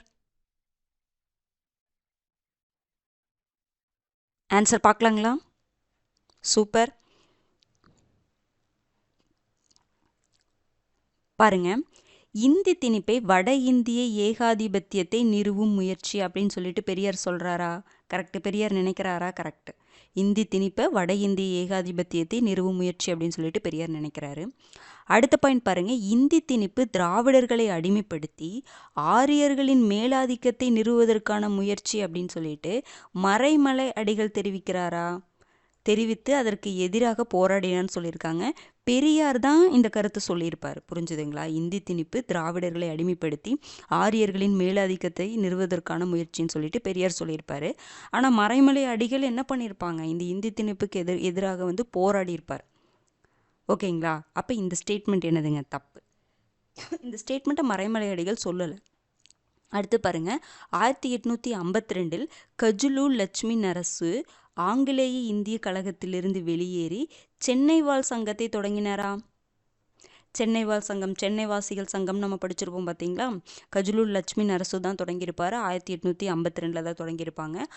எங்கிருந்து வெளியேறியிருப்பார்? ஆங்கில இந்திய கழகத்திலிருந்து வெளியேறி என்ன பண்ணியிருப்பாங்க? சென்னை வாழ் சங்கத்தை தொடங்கியிருப்பார். இந்த ஸ்டேட்மெண்ட் கரெக்ட். அடுத்து பாருங்க. பிராமணர்கள் கல்வி மற்றும் வேலை வாய்ப்புகளை ஏகபோகமாக்கியது திராவிட அடையாளத்தை பிராமணல்லோதோர் அடையாளமாக மாற்றிய காரணங்களுள் ஒன்றாகவும் கொடுத்துருக்காங்க. இது கரெக்ட். 2 காரணம் சொல்ல. திராவிட அடையாளத்தை பிராமணல்லோதோர் அடையாளமாக மாற்றிய காரணங்கள் சொல்லிட்டு 2 காரணங்கள் கொடுத்துருப்பாங்க. அதில் ஒரு காரணம் தான் இது. நம்ம எக்ஸ்பிளனேஷனில் பார்க்கலாம். ஓகேங்களா? அப்போ இதில் சரியான ஸ்டேட்மெண்ட் எதுங்க? 1, 3, 4 சரி. ஓகேங்களா? அப்போ ஆப்ஷன் என்னதுங்க? டி. 2வது ஸ்டேட்மெண்ட் மட்டும் தப்பு.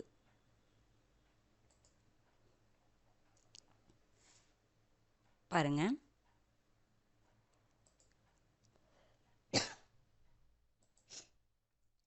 ராஜாஜி அரசாங்கம் இந்தியை கட்டாய பாடமாக்குவது என முடிவெடுத்ததை தமிழ் மொழி மற்றும் பண்பாட்டை அழித்து வட இந்திய ஏகாதிபத்தியத்தை நிறுவும் முயற்சி என பெரியார் கருதினார். மேலும் இந்தி திணிப்பு என்பது திராவிடர்களை அடிமைப்படுத்தி ஆரியர்களின் மேலாதிக்கத்தை நிறுவுவதற்கான முயற்சி அப்படின்னு சொல்லிட்டு பெரியார் சொல்றாரு. ஓகேங்களா? அந்த ஸ்டேட்மெண்ட் பெரியார். 2 ஸ்டேட்மெண்ட்டுமே பெரியார் தொடர்பான ஒரு ஸ்டேட்மெண்ட்டு. பாருங்க. அந்த காரணம் சொன்ன பார்த்தீங்களா? பிராமணர்கள் பிராமணல்லாதோர் மீது தங்களது மேன்மையை கோருவது மற்றும் பிராமணர்கள் கல்வி மற்றும் வேலை வாய்ப்புகளை ஏகபோகமாக்கியது ஆகிய இரண்டும் திராவிட அடையாளத்தை பிராமணல்லாதோர் அடையாளமாக மாற்றியது. பிராமணர் தான் அதிகமாக எல்லாத்துலேயுமே வந்து என்ன பண்ணுறாங்க? என்ன சொல்ல, கல்வியில், வேலை வாய்ப்பில் அவங்களே எல்லா உரிமையும் அவங்களே எடுத்துக்கிறாங்க. இதனால தான் பிராமண அல்லாதோர் அப்படிங்கிற திராவிடர்களாக இருந்தவங்க பிராமண அல்லாதோர் அப்படிங்கிற ஒரு பிரிவே வந்து உருவாச்சு அப்படிங்கிற மாதிரி சொல்லியிருப்பாங்க. திராவிட அடையாளம் அப்படிங்கிறத பிராமண அல்லாதோர் அடையாளமாக மாற்றிய 2 காரணங்கள் இது. ரொம்ப முக்கியமானது, பார்த்துக்கோங்க. ஓகேங்களா? மகாராஷ்டிராவில் கூட இதெல்லாம் நம்ம படிச்சிருப்போம் 10th புக்லேயே. மகாத்மா ஜோதிபா பூலே இதே போன்று ஒரு பிராமண அல்லாதோர் இயக்கத்தை துவக்கினார் அப்படின்னு சொல்லி கொடுத்துருப்பாங்க. இதெல்லாம் நம்ம 10thலேயே படிச்சிருப்போம். அடுத்து பாருங்க. 8th question. பின் வருவனவற்றை கால வரிசைப்படி ஏறு வரிசையில் அமைத்து சரியான விடையை தேர்வு செய்க. பி. குமாரசாமி ராஜா தலைமையிலான அமைச்சரவை, ஆந்திரா பல்கலைக்கழகம், அண்ணாமலை பல்கலைக்கழகம், சென்னை மாகாணத்தில் தா. பிரகாசம் தலைமையிலான அமைச்சரவை, நீதி கட்சி உருவாக்கிய நீர்ப்பாசன திட்டங்கள், ஒத்துழையாமை இயக்கத்தின் ஒரு பகுதியாக காங்கிரஸ் புறக்கணித்த தேர்தல். இதில் எந்தெந்த வருடம் பார்த்துட்டு அதை ஏறு வரிசையில் அமைத்து சரியான விடையை என்ன பண்ணுங்கன்னா பாருங்க.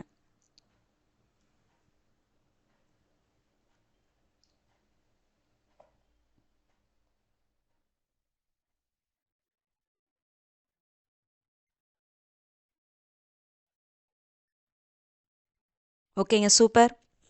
ஆன்சர் பார்த்துடலாங்களா? ஆன்சர் என்னங்க வரும்? ஆப்ஷன் டி வரணும். பி. குமாரசாமி ராஜா தலைமையிலான அமைச்சரவை என்னங்க வரும்? 1949. ஆந்திர பல்கலைக்கழகம் என்னதுங்க? 1926 வருமா? ஆந்திர பல்கலைக்கழகம் எப்போங்க? 1926 வரும்.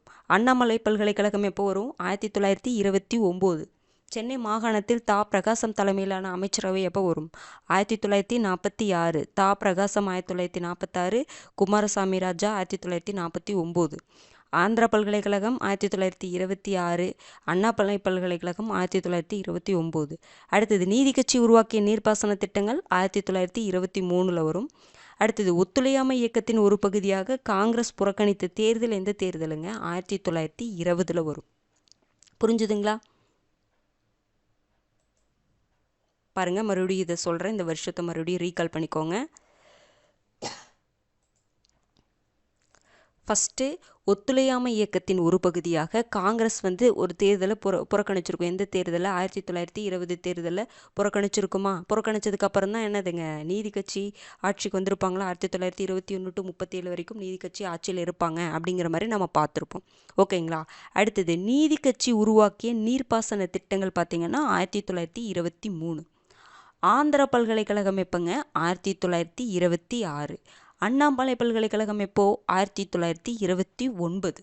இது ரெண்டும் கன்ஃபியூஸ் பண்ணிக்கூடாது. அதே மாதிரி இது ஓகே, இது ரெண்டையும் கன்ஃபியூஸ் பண்ணிக்காதீங்க.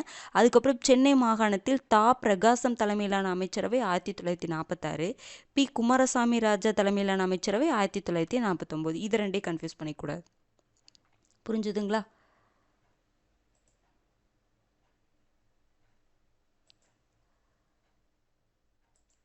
பாருங்க, அடுத்தது 1919 மாண்டேகு செம்ஸ்ஃபோர்ட் சீர்திருத்தமானது மாகாணங்களில் இரட்டை ஆட்சி முறையை கொண்டு வந்ததன் மூலம் சில துறைகள் தேர்ந்தெடுக்கப்பட்டு இந்திய அமைச்சருக்கு ஒதுக்கப்பட்டது. இது முன்னாடியே பார்த்துட்டோம்.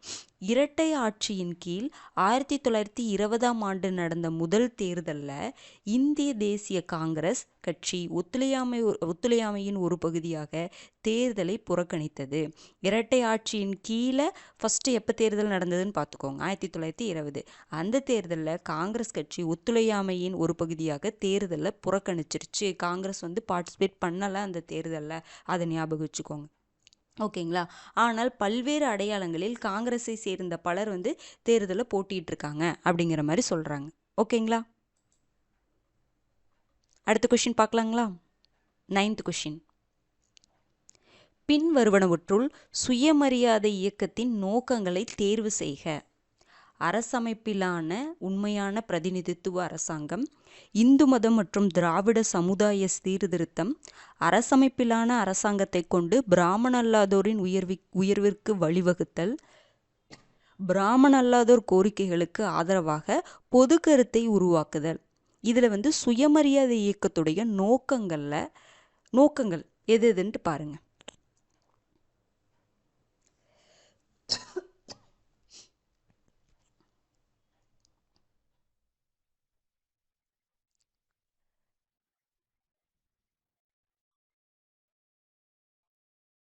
ஓகேங்க, கரெக்ட், சூப்பர்.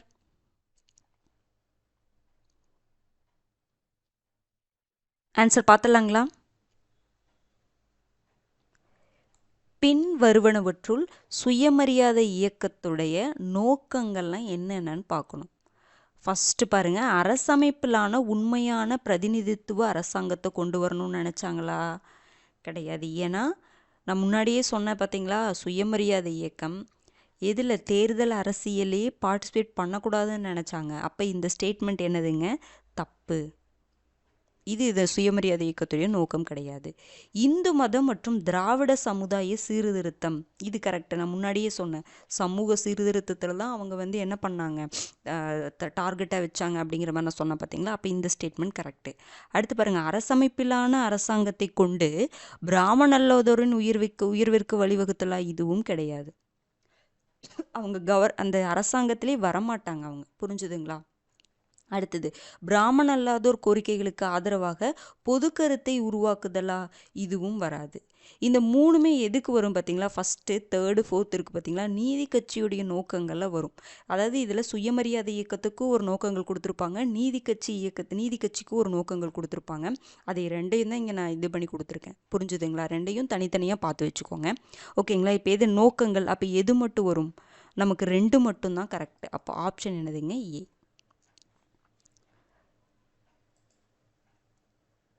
பாருங்க, நீதி கட்சியுடைய முக்கிய நோக்கங்கள் தென்னிந்தியாவின் அனைத்து பிராமண அல்லாதோரின் கல்வி, சமூக பொருளாதார மற்றும் செல்வ மேம்பாட்டினை முன்னேற்றணும். இது ஒரு நோக்கம். அரசமைப்பிலான அரசாங்கத்தை கொண்டு பிராமண அல்லாதோரின் முன்னேற்றத்திற்கு பாடுபடுதல். அடுத்தது அரசமைப்பிலான உண்மையான பிரதிநிதித்துவ அரசாங்கமாக ஆக்குதல். அப்போ இந்த 2 ஸ்டேட்மெண்ட் தான் நான் கொடுத்துருந்தேன். இது ரெண்டுமே எதுங்க, நீதி கட்சியோடைய முக்கிய நோக்கங்கள். அப்புறம் அவங்க பிராமண அல்லாதோருக்காக அவங்களுடைய மேம்பாட்டுக்காக என்ன பண்ணியிருப்பாங்க, மேம்பாட்டை ஃபோக்கஸ் பண்ணியிருப்பாங்க. புரிஞ்சுதுங்களா? இன்னொரு பாயிண்ட் இருக்கு பாருங்க.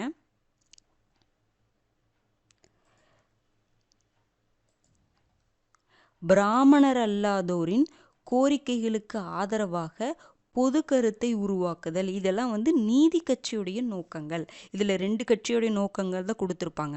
அப்புறம் நீதி கட்சியுடைய வீழ்ச்சி என்ன அப்படிங்கிற வீழ்ச்சி என்னென்னலாம் வரும், என்னென்ன பாயிண்ட்ஸில் 3 பாயிண்ட் கொடுத்துருப்பாங்க பார்த்தீங்களா? அது எல்லாமே செப்பரேட்டாக பார்த்து படித்து வச்சுக்கோங்க. பாருங்க, சுயமரியாதை இயக்கத்துடைய நோக்கங்கள் என்னென்ன? திராவிட சமுதாயத்தை சீர்திருத்தணும் மற்றும் அதனை உண்மையான பகுத்தறிவு உடையதாக்குதல். அது ஒரு நோக்கம். ஓகேங்களா? சீர்திருத்தணும், பகுத்தறிவு உடையதாக இந்த திராவிட சமுதாயத்தை மாற்றணும்னு நினச்சாங்க. அடுத்தது திராவிடர்களின் பண்டைய தமிழ் பண்பாட்டினை அவர்களுக்கு கற்பித்தல். பண்டைய தமிழ் பண்பாட்டினை திராவிடர்களுக்கு சொல்லிக் கொடுக்கறது. இது ஒரு நோக்கம். இதெல்லாம் ரொம்ப முக்கியமான நோக்கம், பார்த்துக்கோங்க. ஆரிய பண்பாட்டின் ஆதிக்கத்திலிருந்து திராவிட சமூகத்தை காப்பாற்றுதல். அடுத்தது மூட நம்பிக்கையான நடவடிக்கைகளை நீக்குவதன் மூலம் இந்து மதத்தை சீர்திருத்துவதுடன் பிராமணர்களின் செல்வாக்கினை குறைப்பது. இது எல்லாமே ரொம்ப முக்கியமான பாயிண்ட்டுங்க, பார்த்துக்கோங்க. ஓகேங்களா? அதுவும் இந்த பாயிண்ட் கொஞ்சம் இதை மட்டும் நல்லா பார்த்து வச்சுக்கோங்க. ஏன்னா மற்றதில் சீர்திருத்த சம்பந்தமாக வருது, அதை போட்டுருவோம். இதை மட்டும் பண்டைய தமிழ் பண்பாட்டினை திராவிடர்களுக்கு கற்பித்தலும் என்னது அவங்களுடைய நோக்கம், அதையும் பார்த்துக்கோங்க.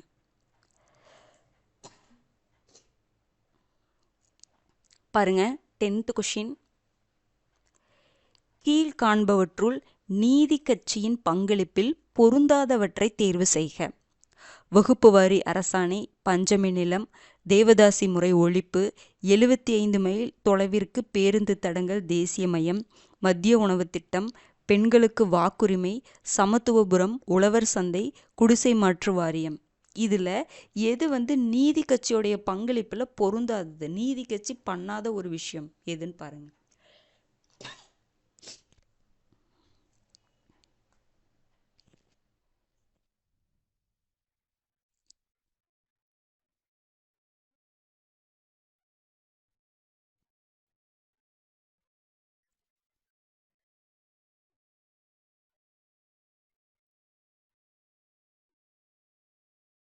ஓகேங்க, சூப்பர். ஆன்சர் பார்த்தலாங்களா? பாருங்க, நீதி கட்சியுடைய பங்களிப்பில் பொருந்தாதது. வகுப்பு வாரி அரசாணை அவங்க வெளியிட்டாங்க, கரெக்டு. அடுத்தது பஞ்சமி நிலம், பஞ்சமர்களுக்கு ஒதுக்கப்பட்ட நிலம், இதுவும் இவங்களுடைய பீரியடில் தான், கரெக்டு தான். அடுத்தது தேவதாசி முறை ஒழிப்பு, டாக்டர் முத்துலட்சுமி அவர்களால், ஓகேங்களா, தேவதாசி முறை ஒழிப்பு நடைமுறைப்படுத்தப்பட்டிருக்கும், இதுவும் கரெக்டு. அடுத்தது 75 மைல் தொலைவிற்கு பேருந்து தடங்கள் தேசியமயம் திராவிட ஆட்சியில் அறிஞர் அண்ணா பீரியடில் வந்திருக்கும். அப்போ இது தப்பு, நீதி கட்சியோடைய பங்களிப்பு இது கிடையாது. அடுத்தது மத்திய உணவு திட்டம் காமராஜர் கொண்டு வந்தார், ஓகேங்களா. ஆனால் நீதி கட்சியிலேயே அந்த சென்னையில் ஒரு பிளேஸில் பார்த்தீங்கன்னா இந்த மத்திய உணவு திட்டம் அப்படிங்கிற கான்செப்டை கொண்டு வந்திருப்பாங்க. அப்போ இது கரெக்டு தான். மத்திய உணவு திட்டம் நீதி கட்சி ஆட்சியிலேயே என்ன பண்ணியிருப்பாங்க, செயல்படுத்தியிருப்பாங்க. ஓகேங்களா. அடுத்து பாருங்க, பெண்களுக்கு வாக்குரிமை, கரெக்ட். முதலில் தேர்தலில் பெண்களுக்கு வாக்குரிமை இந்த பீரியடில் இருந்திருக்கும், இது கரெக்டு. அடுத்தது சமத்துவபுரம் உழவர் சந்தை, இது கரெக்டுங்களா. சமத்துவபுரம் உழவர் சந்தை எந்த பீரியடில் கொண்டு வந்திருப்பாங்க, திராவிடர்களுடைய ஆட்சியுடைய பீரியட்லன்னு சொல்லிட்டு புக்கில் கொடுத்துருப்பாங்க. ரெண்டுமே பார்த்தீங்கன்னா கருணாநிதி பீரியடில் கொண்டு வந்திருப்பாங்க. புக்கில் அதை கொடுத்துருக்க மாட்டாங்க, ஆனால் திராவிடர்களுடைய ஆட்சியின் கீழே இதை கொடுத்துருப்பாங்க. புரிஞ்சுதுங்களா? வெளியிலிருந்து எடுத்தேன்னு நினைக்காதீங்க. திராவிடர்களுடைய ஆட்சியின் கீழே இந்த சமத்துவபுரம், உழவர் சந்தை அதெல்லாம் கொடுத்துருப்பாங்க. நான் கொஷின் நீதி யார் கொண்டு வந்தாங்கன்னு கேட்கல. எந்த ஆட்சியில் அது இருந்தது அப்படிங்கிற மாதிரி தான் கேட்டிருக்கேன். அப்போ என்னதுங்க, சமத்துவபுரம், உழவர் சந்தை வந்து என்ன வரும்? தப்பு. அடுத்தது குடிசை மாற்று வாரியம், அறிஞர் அண்ணா பீரியடில் நீதி கட்சி கிடையாது. அப்போ இது தப்பு. அப்போ நமக்கு என்ன கேட்டிருக்காங்க? பொருந்தாது தானே கேட்டிருக்காங்க. அப்போ 3, 5, 3, 6 சாரிங்களா, 3, 6, 7. அப்போ ஆப்ஷன் என்னதுங்க? ஏ. ஆன்சர் பார்த்தலாங்களா? எக்ஸ்பிளனேஷன் பார்த்தலாங்களா?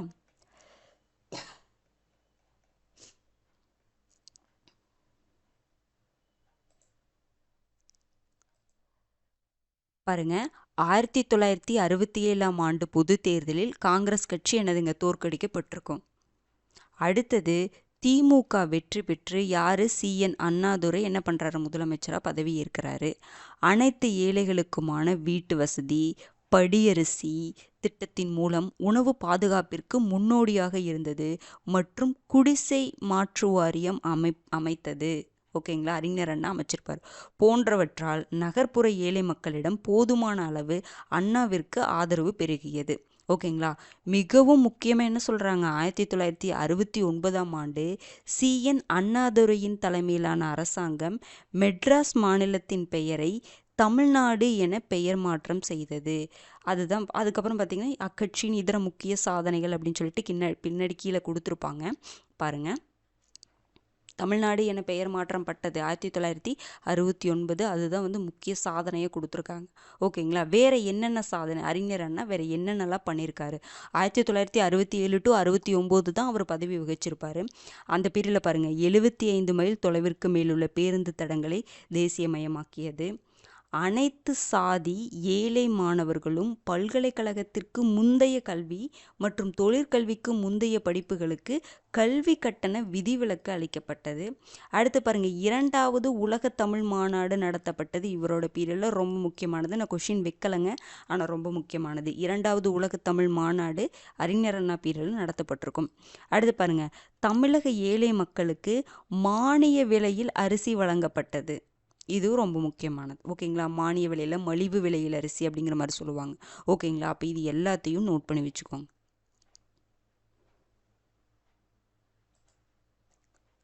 அடுத்தது பாருங்க, நான் சொன்ன பார்த்தீங்களா சமத்துவபுரம்.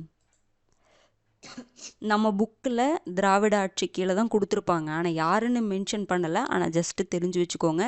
ஜாதி பாகுபாட்டை தவிர்க்க சமத்துவபுரத்தில் அனைத்து சமூகங்களுக்கும் ஒரு சமுதாய கூடமும் பொது மயானமும் இருக்கும். எங்கே தொடங்குறாங்க? மதுரை திருமங்கலம் அருகே மேலக்கோட்டை கிராமத்தில் 1997 ஆகஸ்ட் 17 அன்று கருணாநிதியால் முதல் சமத்துவபுரம் திறக்கப்பட்டது. ஓகேங்களா? இத்திட்டம் 1997 to 98ஆம் நிதியாண்டில் தமிழ்நாடு அரசால் அறிமுகப்படுத்தப்பட்டது. ஓகேங்களா? அதனால இது நீதி கட்சி ஆட்சியில் கிடையாது, திராவிட கட்சி திமுக ஆட்சியில் இதை கொண்டு வந்திருப்பாங்க. ஓகேங்களா? அடுத்தது பாருங்க, உழவர் சந்தை. உழவர் சந்தையும் கருணாநிதி தான், அவர் தான் கொண்டு வந்திருப்பார். பாருங்க, 1999ஆம் ஆண்டு முதல்வராக இருந்த கருணாநிதி உழவர் சந்தை திட்டத்தை அறிவிக்கிறார். இதன் மூலம் விவசாயிகள் தங்கள் விளைநிலங்களில் விளைவிக்கும் காய்கறிகள், பழங்கள், தேங்காய் உள்ளிட்ட வேளாண் விளைபொருட்களை இடைத்தரகர்கள், வியாபாரிகள் குறுக்கீடு ஏதும் இல்லாமல் நேரடியாக மக்களுக்கு விற்பனை செய்ய முடியும். உழவர் சந்தை பற்றி உங்களுக்கு தெரிஞ்சிருக்கும். யாருங்க? சமத்துவபுரம், உழவர் சந்தை ரெண்டுமே வந்து கருணாநிதி பீரியடில் கொண்டு வந்தது. ஓகேங்களா? அவர்கள் பீரியடில் கொண்டு வந்தது, பார்த்துக்கோங்க.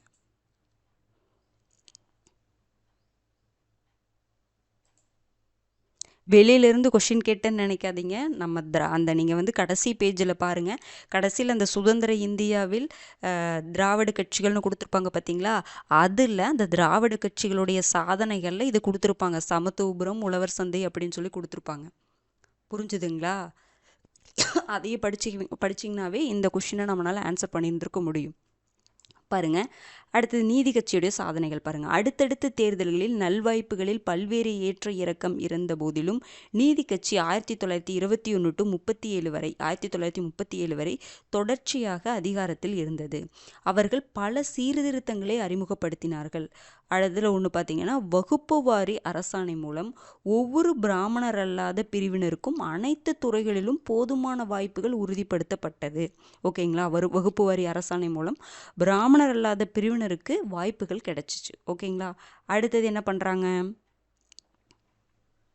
பாருங்க. அடுத்தது பாருங்க, இதெல்லாம் முக்கியமான பாயிண்ட்ஸுங்க, ஒமிட் பண்ணிடாதீங்க. அவர்கள் சூத்திரர்களுக்கு மற்றும் பஞ்சமர்களுக்கு எதிராக இருந்த பொதுவழி போக்குவரத்து, உணவு விடுதிகள் மற்றும் பொது கிணறுகளை பயன்படுத்துதல் போன்றவற்றில் இருந்த பாகுபாடுகளை நீக்கிறாங்க இவங்க தான். ஏன்னா முன்ன பஞ்சமர்கள் சூத்திரர்கள்லாம் வந்து இதை பயன்படுத்தக்கூடாது, பொது போக்குவரத்தை பயன்படுத்தக்கூடாது, பொது கிணறை பயன்படுத்தக்கூடாது, உணவு விடுதிகளை பயன்படுத்தக்கூடாது அப்படிங்கிற மாதிரி இருந்ததெல்லாம் அப்பவும் இருக்கும், இப்பவும் பண்ணிட்டு தான் இருக்காங்க. புரிஞ்சுதுங்களா? அந்த பாகுபாடுகளை வந்து நீதி கட்சி வந்து நீக்கினாங்க. இது ரொம்ப முக்கியமானது. இந்து சமய அறநிலைய வாரியத்தை அமைக்கிறாங்க இவங்க. புரிஞ்சுதுங்களா? குடிசை மாற்று வாரியம் அறிஞர் அண்ணா, இந்து சமய அறநிலைய வாரியம் நீதி கட்சி. ஓகேங்களா, அமைத்ததின் மூலம் ஆலய விவகாரங்களை ஒழுங்குபடுத்துறாங்க. அடுத்தது பாருங்க, பஞ்சமர்களுக்கு நிலத்தை ஒதுக்கீடு செய்து கொடுத்தனர். அதுதான் வந்து பஞ்சமி நிலம். புரிஞ்சுதுங்களா? பஞ்சமர்களுக்கு நிலத்தை வந்து ஒதுக்கீடு கொடுக்குறாங்க. அது போக புதிய நகரங்களையும் தொழிற்பேட்டைகளையும் அறிமுகப்படுத்தினர். ஓகேங்களா,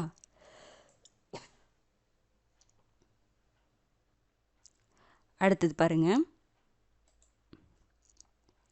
ஒடுக்கப்பட்டோரின் குழந்தைகளுக்கு கல்வி வழங்குவதற்கு சிறப்பு முயற்சிகள் எடுத்துக்கொள்ளப்பட்டது. அதனால் சில பள்ளியில் என்ன பண்ணுறாங்க, மதிய உணவு திட்டத்தை பரிசோதனை முறையில் கொண்டு வர்றாங்க. அப்போ மதிய உணவு திட்டம் பரிசோதனை முறையில் நீதி கட்சி ஆட்சியிலேயே இருந்திருக்கு, அதை மறந்துடாதீங்க. ஓகேங்களா, அடுத்து பாருங்க, மருத்துவ கல்விக்கு சமஸ்கிருத அறிவு அடிப்படை தகுதி என்பது நீக்கப்பட்டு, மருத்துவ படிக்கணும் அப்படின்னா சமஸ்கிருத அறிவு கண்டிப்பாக வேணும் அப்படிங்கிற அந்த தகுதியை நீக்கிட்டு பிராமணர் அல்லாத மாணவர்கள் மருத்துவ கல்வியில் நுழைவதற்கு வழி செய்யப்பட்டது.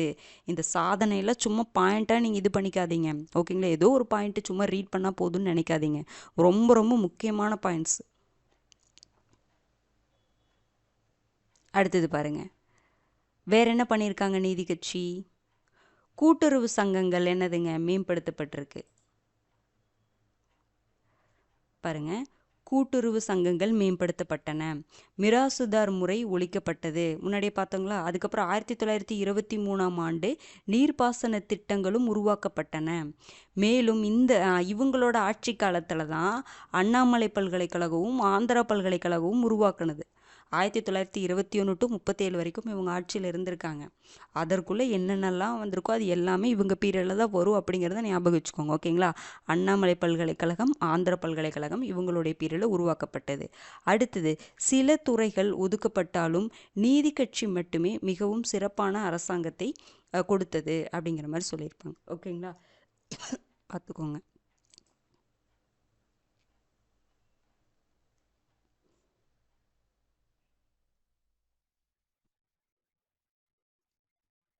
அதே மாதிரி பார்த்தீங்கன்னா இந்த டாக்டர் முத்துலட்சுமி அவர்களால் தான் வந்து பார்த்தீங்கன்னா தேவதாசி முறை வந்து ஒழிக்கப்பட்டிருக்கும். ஓகேங்களா, அதையும் ஞாபகம் வச்சுக்கோங்க, நோட் பண்ணிக்கோங்க.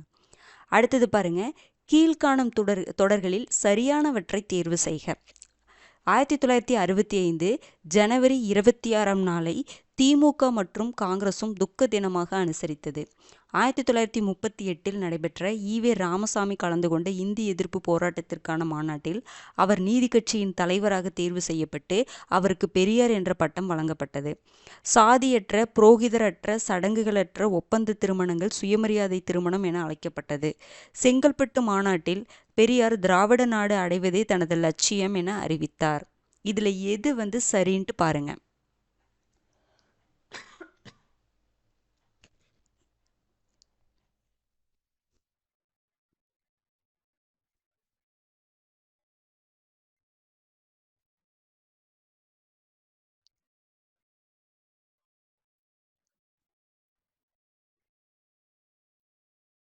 ஓகேங்க, சூப்பர்.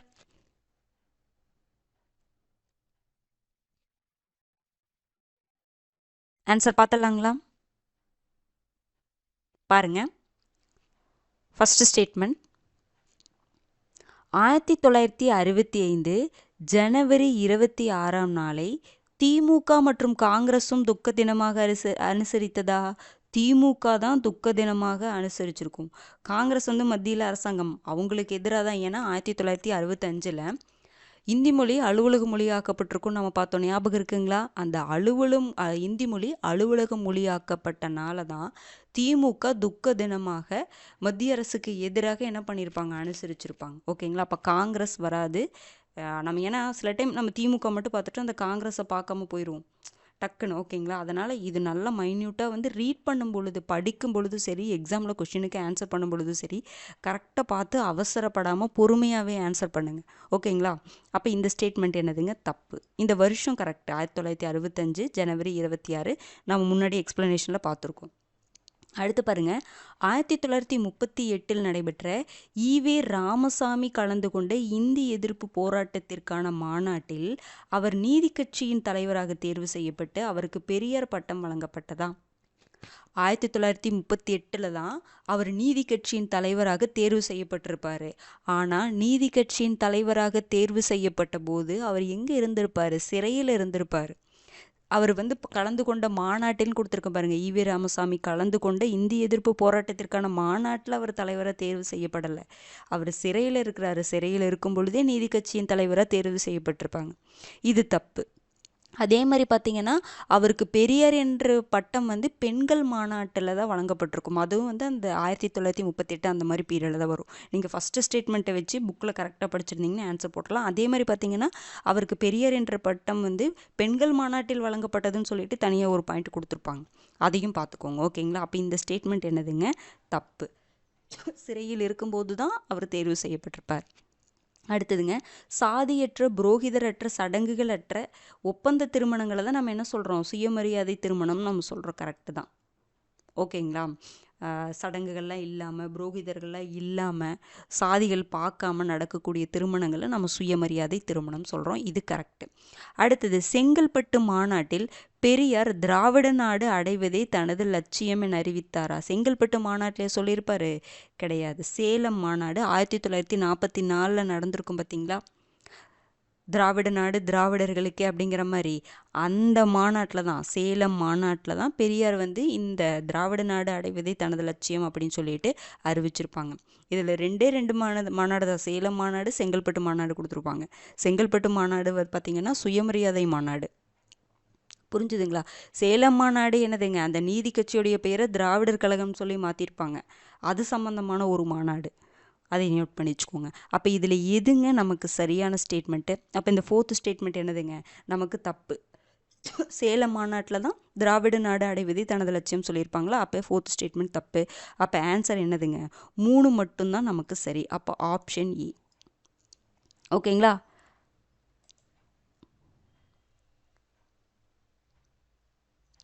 பாருங்க,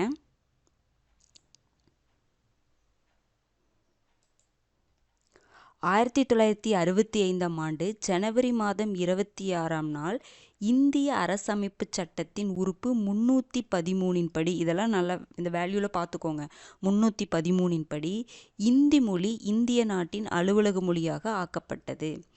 அது பாருங்கள், மத்திய அரசாங்கத்துடைய இந்த முடிவை எதிர்த்து தான் 1965 ஜனவரி 26 நாளை திமுக துக்க தினமாக அனுசரிக்க தீர்மானித்தது.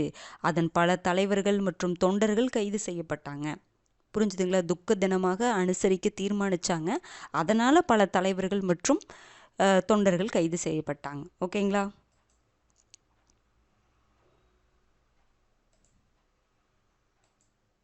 அடுத்து பாருங்க, 1938 இந்தி எதிர்ப்பு போராட்டத்திற்காக சிறையில் அடைக்கப்பட்டிருந்த போது அவர் நீதி கட்சியின் தலைவராக தேர்ந்தெடுக்கப்பட்டார். இன்னொரு பாயிண்ட் இருக்கு, அவரை நம்ம என்ன சொல்லுவோம், சிறை பறவை அப்படின்னு சொல்லுவோம். ஓகேங்களா? அதையும் பார்த்துக்கோங்க. இந்த 1938 தான், அதே ஆண்டு நீதி கட்சியானது ஆங்கிலேய அரசாங்கத்தின் கீழ் தமிழ்நாடு தனிநாடாக வேண்டும் என்ற தீர்மானத்தை இயற்றியதுடன் இது ஆங்கிலேய அரசாங்கத்தின் இந்தியாவிற்கான அமைச்சருடைய நேரடி கட்டுப்பாட்டின் கீழே இருக்கணும் அப்படின்னு சொல்லிச்சு. புரிஞ்சுதுங்களா? சிறையில் அடைக்கப்பட்டிருந்த போது அவர் நீதி கட்சியின் தலைவராக தேர்ந்தெடுக்கப்பட்டார். எந்த வருடம்? 1938. ஓகேங்களா? அடுத்தது பாருங்க,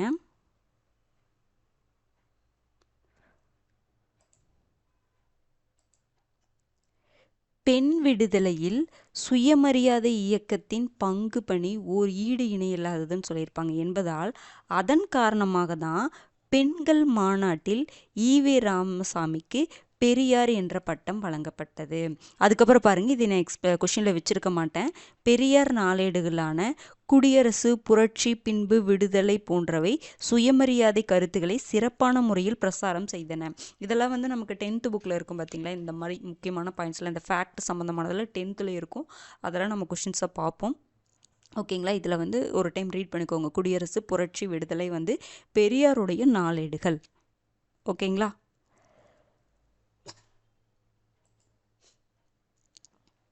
அடுத்தது பாருங்க. 1939ஆம் ஆண்டு இந்தியா 2ஆம் உலகப் போரில் ஆங்கிலேய அரசாங்கத்தால் ஈடுபடுத்தப்படுவதை விரும்பாத காங்கிரஸ் பதவியை துறந்தது. நம்ம பார்த்தோம் இல்லைங்களா, மீட்பு நாள் அப்படின்னு சொல்லிட்டு ஞாபகம் இருக்குங்களா, நேற்று பார்த்துருப்போம். பெரியார் திராவிட நாடு கோரிக்கையை எழுப்பினார். 1944ஆம் ஆண்டு நீதி கட்சி பெரியார் தலைமையிலான சேலம் மாநாட்டில் அதன் பெயரை என்ன பண்ணுறாரு, திராவிடர் கழகம் என மாற்றியும் திராவிட நாடு அடைவதே தனது லட்சியம் என்று அறிவித்து சமூக பண்பாட்டு சமத்துவத்திற்கு முன்பாக விடுதலை அடைவது தமிழர்களின் நலனுக்கு தீங்கு விளைவிக்கும் என்று கூறினார். இந்த பாயிண்ட் ரொம்ப முக்கியங்க. சமூக பண்பாட்டு சமத்துவம் எல்லாம் ஏற்படாமல், ஓகேங்களா, நம்மக்கிட்ட சமத்துவம் எல்லாருமே சமம் அப்படிங்கிற ஒரு விஷயம் ஏற்படாமல் நம்ம விடுதலை அடைஞ்சோன்னா அது தமிழர்களுடைய நலனுக்கு தான் தீங்கு விளைவிக்கும் அப்படிங்கிற மாதிரி ஒரு சொல்லியிருப்பாங்க. ரொம்ப ஒரு முக்கியமான ஸ்டேட்மெண்ட்டு, யோசிக்க வேண்டிய ஒரு ஸ்டேட்மெண்ட்டு, பார்த்துக்கோங்க. விடுதலை அப்படிங்கிறத விட இங்கே தீண்டாமை இவ்வளோ பிரச்சனை இருக்குது. அதையே ஃபஸ்ட்டு சமூக சீர்திருத்தம் இல்லாமல் இருக்குது. மூட நம்பிக்கையிலலாம் மூழ்கி இருக்காங்க. பெண்கள் முன்னேற்றம் கிடையாது. இதையெல்லாம் மாற்றாமல் நம்ம விடுதலை அடைஞ்சோன்னா கடைசியில் நமக்கு நாமே அடிமைப்படுத்திக்குவோம். அதுதானேங்க உண்மை. அடுத்த கொஷின் பார்க்கலாங்களா. 12th கொஷின் பாருங்க. பின்வரும் கூற்றுகளை ஆராய்க. கிபி 1801 உருவாக்கப்பட்ட சென்னை மாகாணமானது முன்பு ஆந்திரா, ஒடிசாவின் வடபகுதி, தெற்கு கர்நாடகா, கேரளாவின் மலபார் மற்றும் லட்சத்தீவு ஒன்றிய பிரதேசத்தை உள்ளடக்கிய பகுதியாக அமைந்திருந்தது. புனித ஜார்ஜ் கோட்டை கல்லூரியை நிறுவிய கம்பெனி அரசின் அதிகாரி திருக்குறள் அறத்துப்பாலின் 18 அதிகாரங்களை ஆங்கிலத்தில் மொழிபெயர்த்தார். புத்த திராவிட மரபுகள் கூட இந்தியாவில் இருந்ததாக தென்னிந்திய மொழிகளின் மீதான ஆய்வுகள் மூலம் தெரிய வருகிறது.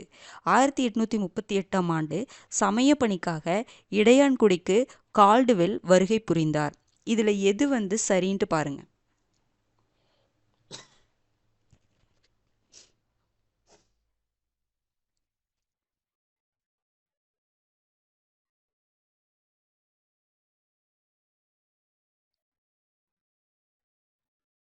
ஓகேங்க, சூப்பர்.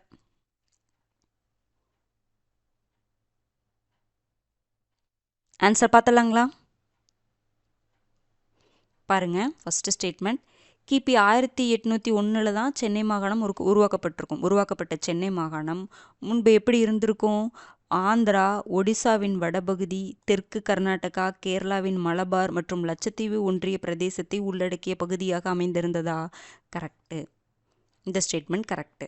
அடுத்தது பாருங்க, புனித ஜார்ஜ் கோட்டை கல்லூரியை நிறுவிய கம்பெனி அரசின் அதிகாரி திருக்குறள் அறத்துப்பாலின் 18 அதிகாரங்களை ஆங்கிலத்தில் மொழிபெயர்த்தாரா.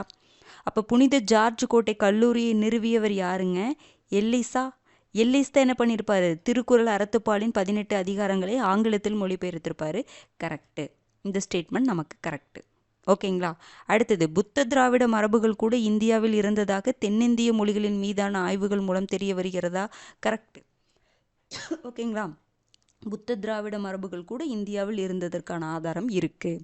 அடுத்தது, 1838ஆம் ஆண்டு சமய பணிக்காக இடையான்குடிக்கு கால்டுவெல் வராரா. திருநெல்வேலி மாவட்டம் இடையான்குடிக்கு 1838 தான் கால்டுவெல் வருவார்.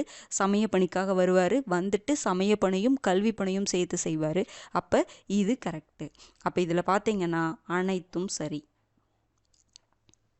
ஓகேங்களா. எக்ஸ்பிளனேஷன் பாருங்கள். ராபர்ட் கால்டுவெல் அந்த வருஷம் 1814 டு 1891. கிறிஸ்துவ மதபோதகரான இவர் 1838 சமய பணிக்காக வர்றாரு. திருநெல்வேலி இடையான்குடி பகுதிக்கு வர்றாரு. சமய பணியுடன் என்ன பண்றாரு, கல்வி பணியும் செய்கிறாரு, மொழி ஆராய்ச்சிகளையும் மேற்கொள்றாரு. அவரது புகழ்பெற்ற ஆய்வு நூல் எதுங்க, திராவிட அல்லது தென்னிந்திய குடும்ப மொழிகளின் ஒப்பிலக்கணம். எப்போ வெளியிடப்படுது, 1856. 1816 எல்லிஸ் சொன்ன அந்த கருத்தியலை தான் 1856 தன்னுடைய ஒப்பிலக்கணம் மூலமாக வெளிப்படுத்தினாரு அப்படிங்கிற மாதிரி, நான் உறுதிப்படுத்தினாரு அப்படிங்கிற மாதிரி பார்த்தோம். ஞாபகம் இருக்குங்களா? வருடங்கள் ரொம்ப முக்கியங்க, பார்த்துக்கோங்க.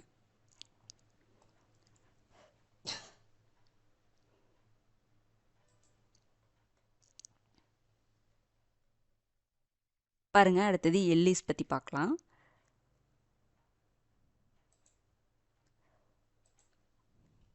பிரான்சிஸ் ஒயிட் எல்லிஸ் 1777 1819 வரைக்கும். இவர் சென்னை ராஜதானி கிழக்கிந்திய கம்பெனி அரசின் சிறப்பான ஒரு அதிகாரி.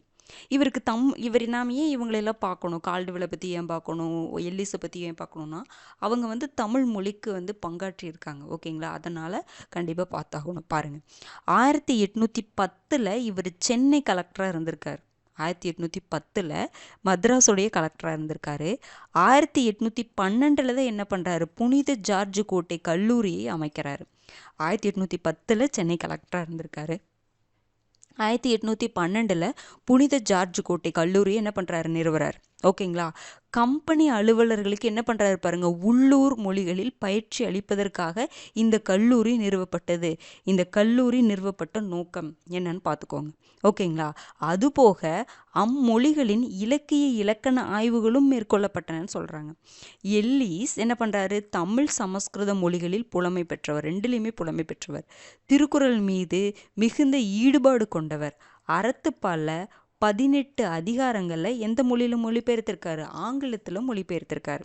ரொம்ப முக்கியமானதுங்க, பார்த்துக்கோங்க.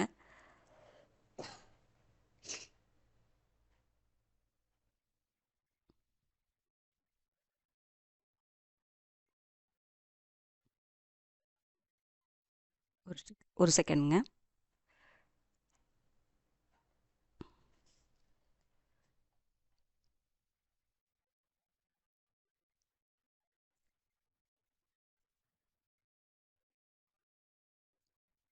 பாருங்க, 1837 மற்றும் இதர ஆய்வாளர்களால் பிராமண மூல ஆவணங்கள் மற்றும் தென்னிந்திய மொழிகளின் மீதான ஆய்வுகள்.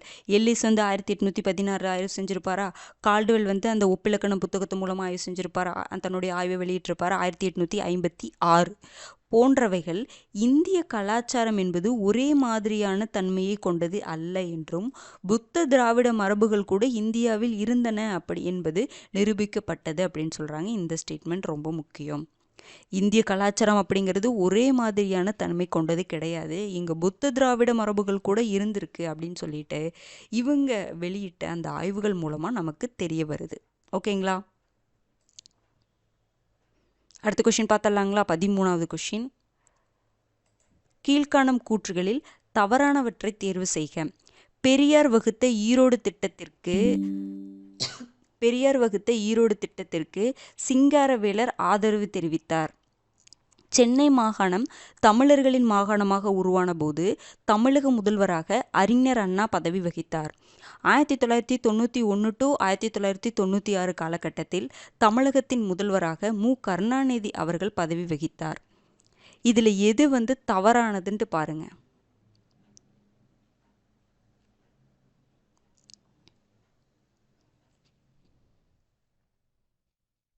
கொஞ்சம் கவனமாக போடுங்க.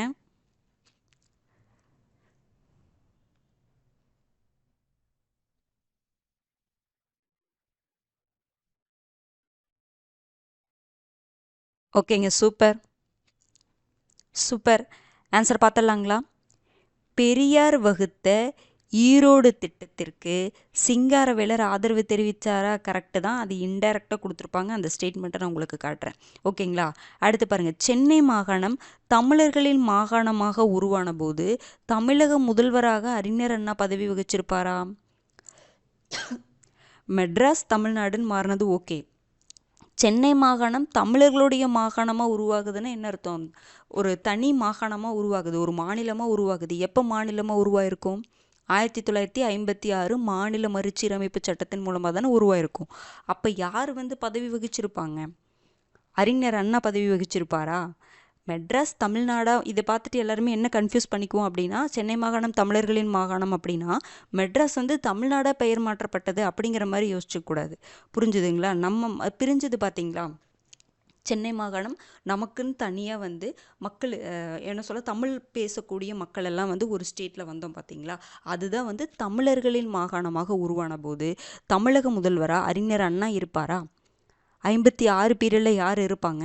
காமராஜர் இருப்பார். நான் முன்னாடியே சொன்னேன் பார்த்தீங்களா, 54 டு 1954 டு 1963 வரைக்கும் யார் இருப்பாங்க? காமராஜர் இருந்திருப்பாங்க. அப்போ இந்த ஸ்டேட்மெண்ட் தப்பு. அடுத்தது 1991 டு 1996 காலகட்டத்தில் தமிழகத்தின் முதல்வராக கருணாநிதி அவர்கள் இருந்திருப்பாங்களா? கிடையாது. ஜெயலலிதா அம்மா அவர்கள் இருந்திருப்பாங்க. அப்போ இந்த ஸ்டேட்மெண்ட் தப்பு. புரிஞ்சுதுங்களா? அப்போ செகண்ட் ஸ்டேட்மெண்ட்டும் தேர்ட் ஸ்டேட்மெண்ட்டும் தப்பு. அப்போ option C. Explanation பார்த்தலாங்களா?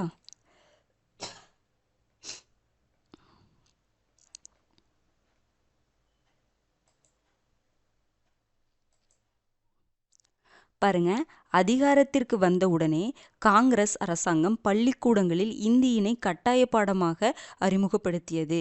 Periyar Hindi எதிர்ப்பு போராட்டத்தினை தொடங்குறாரு.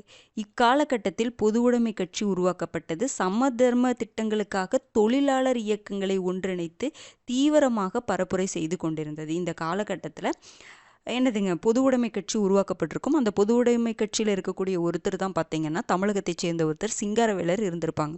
ஓகேங்களா? பாருங்க, இதுதான் ரொம்ப முக்கியமான பாயிண்ட். எம் சிங்காரவேலர் மற்றும் அவரின் உடன் இருந்தோர் சுயமரியாதை இயக்கத்தின் சமூக சீர்திருத்த திட்டங்களால் என்ன பண்ணுறாங்க?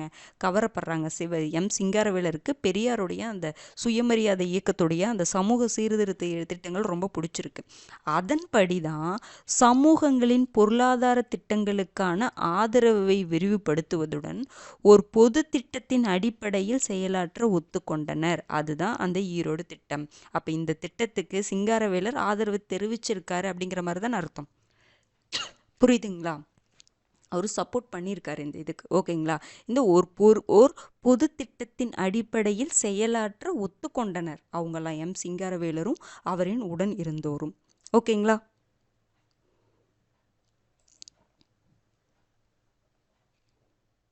பாருங்க, அடுத்தது பாருங்க, மாநில மறுசீரமை. இந்த பாக்ஸ்லேயே கொடுத்துருப்பாங்க யார் அந்த டைமில் ஆட்சியில் இருப்பாங்க அப்படின்ட்டு. பாருங்க, 1956 மாநில மறுசீரமைப்பு சட்டத்தின் மூலமாக சென்னை மாகாணத்திலிருந்து மலையாள பகுதிகள் கேரளாவுக்கு போயிடுச்சு, தெலுங்கு பகுதிகள் ஆந்திர பிரதேசத்திற்கும், கன்னட பகுதிகள் மைசூர் மாநிலத்திற்கும் தரப்பட்டது. ஓகேங்களா? இங்கனம் சென்னை மாகாணம் தமிழர்களின் மாகாணமாக உருவாகியது. ஓகேங்களா? காமராஜர் இங்கே ஒரு நிலையான ஆட்சியை தந்தார் அப்படிங்கிற மாதிரி சொல்கிறாங்க. புரிஞ்சுதுங்களா? அப்போ பாருங்கள், இந்த பீரியடில் யார் இருக்காங்க? இந்த பீரியடில் காமராஜர் அவங்களுடைய ஆட்சியில் இருந்திருக்கு. ஆட்சியை நல்ல ஒரு நிலையான ஆட்சியை இந்த பீரியடில் தந்தார் அப்படிங்கிற மாதிரி கொடுத்துருக்காங்க. புரிஞ்சுதுங்களா? பாருங்க, அந்த ஆட்சியுடைய அந்த வருஷம் 56 பீரியடில் காமராஜர் இருந்திருப்பாருன்னு சொன்னேன் பார்த்தீங்களா? 1951 டு 52 நமக்கு என்ன நடந்திருக்கும்? எலெக்ஷன் நடந்திருக்குமா? முதல் தேர்தல் நடந்திருக்கும். அதில் ஃபஸ்ட்டு சி ராஜாஜி அவர்கள் தான் 52 டு 54. இதற்கு முன்னாடி எப்போ பதவி வகிச்சிருப்பார் சிஎம்மா? சென்னை மாகாணத்துடைய சிஎம்மா 1937 டு 39 வந்து வச்சிருப்பார். அதாவது தன்னுடைய அமைச்சரவையை சென்னையில் அமைச்சிருப்பாங்க பார்த்தீங்களா? 1937 டு 39. இந்த தேர்தலுக்கு அப்புறம் பார்த்தீங்கன்னா, இந்த சுதந்திரத்திற்கு அப்புறம் தேர்தல் வந்திருக்கும் பார்த்தீங்களா? அதில் ஃபஸ்ட்டு யார் வராங்க? ராஜாஜி தான் அமைச்சரவையை அமைக்கிறாரு. அடுத்து பாருங்கள், காமராஜர். ராஜாஜி வந்து அந்த குலக்கல்வி திட்டம் பிரச்சனையெல்லாம் இருந்திருக்கும். அதில் பதவி விலகினதுக்கப்புறம் யார் வர்றாங்க? காமராஜர் வர்றாங்க. 3 பீரியடு 54 டு 63. ஞாபகம் வச்சுக்கோங்க, 54லேருந்து 63, ஒரு 10 வருஷம். 54 டு 63 அதை வந்து 3ஆக பிரிச்சுக்கோங்க. 1954 டு 57, 1957 டு 62, 1962 டு 63. ஓகேங்களா? அடுத்தது பாருங்க, அந்த 1991 டு 96 யார் ஆட்சியில் இருந்திருப்பாங்கன்னு சொன்னாங்க? ஜெயலலிதா அம்மா அவர்கள் தானே இருந்திருப்பாங்க. பாருங்க, ஜெயலலிதா அவர்கள் பார்த்தீங்கன்னா 1991 டு 97 பதவி வகிச்சிருப்பாங்க. இந்த பீரியடில் பிறந்தவங்க லைவில் பார்க்குறவங்க நிறைய பேர் இருப்பீங்கன்னு நினைக்கிறேன். ஓகேங்களா? 1991 டு 1996 வரைக்கும். ஜானகி ராமச்சந்திரன் அவர்கள் வந்து 1988, அதாவது எம்ஜிஆர் 87 இறந்திருப்பாரா, தன்னுடைய இறப்பு வரை பதவியை தக்க வச்சிருப்பார். அதுக்கப்புறம் 1988 ஜானகி ராமச்சந்திரன் அவங்க வந்திருப்பாங்க. அதுக்கப்புறம் யார் வர்றாங்க? கருணாநிதி 1989 டு 1991. அடுத்தது ஜெயலலிதா அம்மா வர்றாங்க. அதுக்கப்புறம் தான் பார்த்தீங்கன்னா கருணாநிதி அவர்கள் 1996 டு 2001 வரைக்கும். ஓகேங்களா? 14th கொஷின் பாருங்கள். நம்ம 13 கொஷின் வரைக்கும் நான் முன்னாடியே சொல்லியிருந்தேன். ஓகேங்களா? 13th கொஷின் வரைக்கும் நம்ம புக்கில் இருக்கக்கூடிய இன்ஃபர்மேஷன் நம்ம எல்லாமே கவர் பண்ணிட்டோங்க. படிச்சிருந்தவங்களுக்கு தெரிஞ்சிருக்கும். 14th கொஷினும் 15th கொஷினும் திட்டங்கள் சம்பந்தமானது. இப்போ ரீசண்டாக திமுக அரசு கொண்டு வந்த திட்டம் தொடர்பான 2 கொஷின் இருக்குது. ஆனால் இதில் நம்ம 4 திட்டங்களை பார்ப்போம். ஓகேங்களா? பாருங்கள், தெரிஞ்ச வரைக்கும் ஆன்சர் பண்ணுங்கள். தெரியலனா தெரிஞ்சுக்கலாம். உடனே தெரியலன்னு நினைக்காதீங்க, தெரிஞ்சுக்கலாம். பாருங்க, இன்னுயிர் காப்போம் நம்மை காக்கும் 48 திட்டம் பற்றிய கூற்றுகளுள் தவறானது. தொடங்கப்பட்ட ஆண்டு 2022 டிசம்பர் 18. பி பார்த்தீங்கன்னா, சாலை விபத்துகளில் சிக்கியவர்களை உடனடியாக மீட்டு காப்பாற்றுவது தான் இதனுடைய நோக்கம். 721 மருத்துவமனைகளில் முதல் 48 மணி நேர கட்டணமில்லா சிகிச்சை. கட்டணமில்லா சிகிச்சை 1 லட்சத்திலிருந்து ரூபாய் 2 லட்சமாக தற்போது உயர்த்தப்பட்டுள்ளது. இதில் எந்த ஸ்டேட்மெண்ட் தப்புன்னு பாருங்க. நம்ம இன்னுயிர் காப்போம் நம்மை காக்கும் 48 திட்டம் ரொம்ப முக்கியமான திட்டம். இதில் எது தவறான ஸ்டேட்மெண்ட்டுன்னு பாருங்க.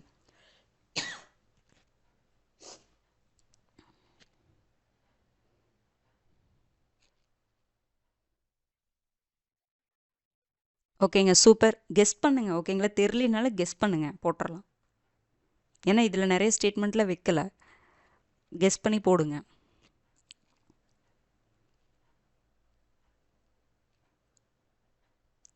ஓகேங்க, சூப்பர்.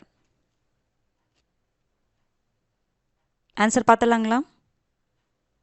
பாருங்க, இன்னுயிர் காப்போம் நம்மை காக்கும் 48 திட்டம் ரொம்ப முக்கியமான ஒரு திட்டம். இந்த திட்டம் தொடங்கப்பட்ட ஆண்டு பார்த்திங்கன்னா 2022 டிசம்பர் 18 கிடையாது, 2021. ஓகேங்களா? 2021 டிசம்பர் 18. அப்போ இந்த ஸ்டேட்மெண்ட் தான் தப்பு. மற்றதெல்லாம் பார்த்துக்கோங்க. இதனுடைய நோக்கம் என்னதுங்க? சாலை விபத்துகளில் சிக்கியவர்களை உடனடியாக மீட்டு காப்பாற்றுவது தான் இதனுடைய நோக்கம். எத்தனை மருத்துவமனைகளில் இந்த கட்டணமில்லா சிகிச்சை வந்து செயல்படுதுன்னு பார்த்தீங்கன்னா 721 மருத்துவமனைகளில் முதல் 48 மணி நேரம் என்னதுங்க, அந்த சாலை விபத்தில் வந்து மாட்டியிருப்பாங்க பார்த்தீங்களா, அவங்களுக்கு 48 மணி நேரம், முதல் 48 மணி நேரம் கட்டணமில்லா சிகிச்சை வழங்கப்படுது. அதில் ஃபஸ்ட்டு பார்த்தீங்கன்னா கட்டணமில்லா சிகிச்சை 1 லட்சமாக இருந்துச்சு. இப்போ ரீசெண்டாக அது என்ன பண்ணியிருக்காங்க, 2 லட்சமாக உயர்த்தியிருக்காங்க. அதனால் இந்த திட்டம் ரொம்ப முக்கியமானது. அதாவது தமிழக திட்டங்கள் எல்லாமே நம்ம பார்க்கணும். ஒரு 100-150 திட்டம் அதுக்கு மேலேயே இருக்கும், அதிகமாக தான் இருக்கும். புரிஞ்சுதுங்களா? அதில் இப்போ சில திட்டங்கள்லாம் வந்து நம்ம பார்த்து தான் ஆகணும். நியூஸில் வரக்கூடிய திட்டங்கள் இப்போ ரீசெண்டாக நியூஸில் வரும் பார்த்தீங்களா, அதில் ஏதாவது ஒரு முன்னேற்றம், அதனால் ஒரு பெரிய சாதனை, இல்லைன்னா மத்திய அரசு வந்து அந்த திட்டத்தை பற்றி பாராட்டியிருப்பாங்க. அந்த மாதிரி திட்டங்கள்லாம் இருக்கும் பார்த்தீங்களா, அப்போ அதுக்கு இம்பார்ட்டன்ஸ் கொடுத்து கண்டிப்பாக பார்த்துக்கணும். ஓகேங்களா? இதுக்கான எக்ஸ்ப்ளனேஷன் பார்த்துடலாங்களா? இது நான் வந்து கரண்ட் அஃபேர்ஸில் வச்சுருக்கேன். டிசம்பர் மந்தில் வந்து இந்த கரண்ட் அஃபேர்ஸ் நம்ம கொடுத்துருப்போம். கரண்ட் அஃபேர்ஸ் கிளாஸ் பார்த்தவங்களுக்கு இது கண்டிப்பாக அட்டன் பண்ணியிருப்பீங்கன்னு நினைக்கிறேன். பாருங்க, இன்னுயிர் காப்போம் நம்மை காக்கும் 48 திட்டம் எப்போ கொண்டு வர்றாங்க? 2021 டிசம்பர் 18 கொண்டு வராங்க. இந்த திட்டத்துடைய நோக்கம் என்னன்னா, சாலை விபத்துகளில் சிக்கியவர்களை உடனடியாக மீட்டு காப்பாற்றுவது தான் இந்த திட்டத்துடைய நோக்கமே. இதில் என்ன பண்ணியிருக்காங்க பாருங்கள், தமிழகத்தில் அதிக சாலை விபத்துகள் நடைபெறும் பார்த்தீங்களா, அங்கே 500 இடங்களை கண்டறிந்து, அதிக சாலை விபத்துகள் நடைபெறும் 500 இடங்களை கண்டறிந்து அருகில் உள்ள தனியார் மற்றும் அரசு மருத்துவமனைகளை தேர்ந்தெடுத்து செயல்படுத்தப்படுகிறதுன்னு சொல்கிறாங்க. அப்போ தனியார் ஹாஸ்பிட்டலும் இதில் இருக்காங்க, கவர்மெண்ட் ஹாஸ்பிட்டலும் இருக்காங்க அப்படிங்கிறத ஞாபகம் வச்சுக்கோங்க. கவர்மெண்ட் ஸ்கீமுங்காட்டி கவர்மெண்ட்டு தான் இது பண்ணுமா அப்படிங்கிற மாதிரிலாம் யோசிக்காதீங்க, ப்ரைவேட்டும் இருக்காங்க, அதையும் பார்த்துக்கோங்க.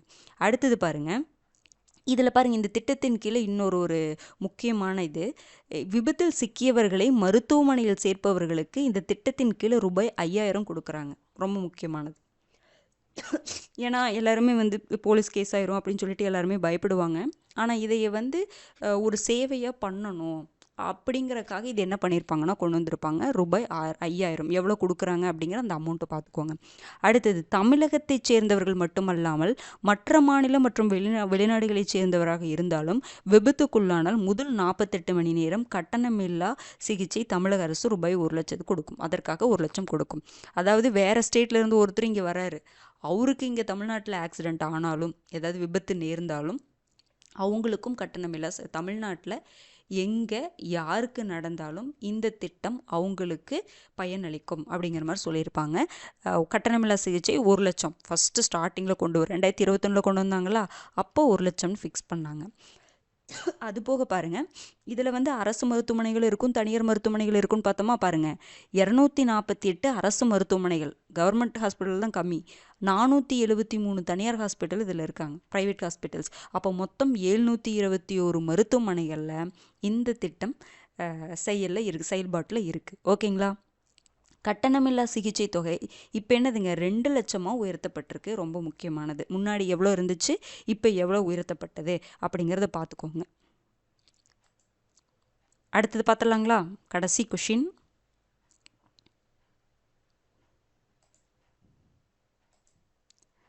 அயோத்திதாச பண்டிதர் குடியிருப்பு திட்டம், ஆதி திராவிட மக்கள் வாழும் குடியிருப்புகள் மேம்பாடு சரியான இணையான்னு பாருங்க. அந்த திட்டத்துடைய நோக்கம் கரெக்டான்னு பாருங்க. தொல்குடி திட்டம், பழங்குடியினர் வாழ்வாதார உயர்வு. சரியான தொடர் காண்க அல்லது சரியான இணையை காண்க. கரண்ட் அஃபேர்ஸ் கிளாஸில் அந்த வீடியோஸ்லாம் பார்த்தவங்களுக்கு, இல்லை நம்ம நோட்ஸை பார்த்தவங்களுக்கு ஈஸியாக அதெல்லாம் போட்டுருவீங்க. கியூஸ் அட்டன் பண்ணவங்க எல்லாருமே போட்டுடலாம்.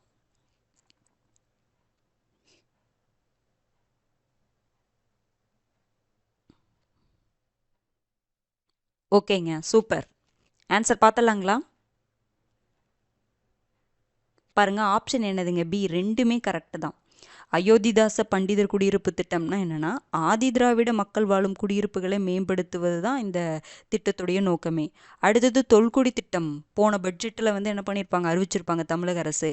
பழங்குடியினருக்கான ஒரு திட்டம், பழங்குடியினர் வாழ்வாதார உயர்வு. ரெண்டுமே கரெக்டு தான், இரண்டும் சரிதான். ஓகேங்களா? அது போக இதில் இன்னொரு திட்டமும் நம்ம எக்ஸ்ப்ளனேஷனில் பார்க்க போகிறோம் பாருங்கள்.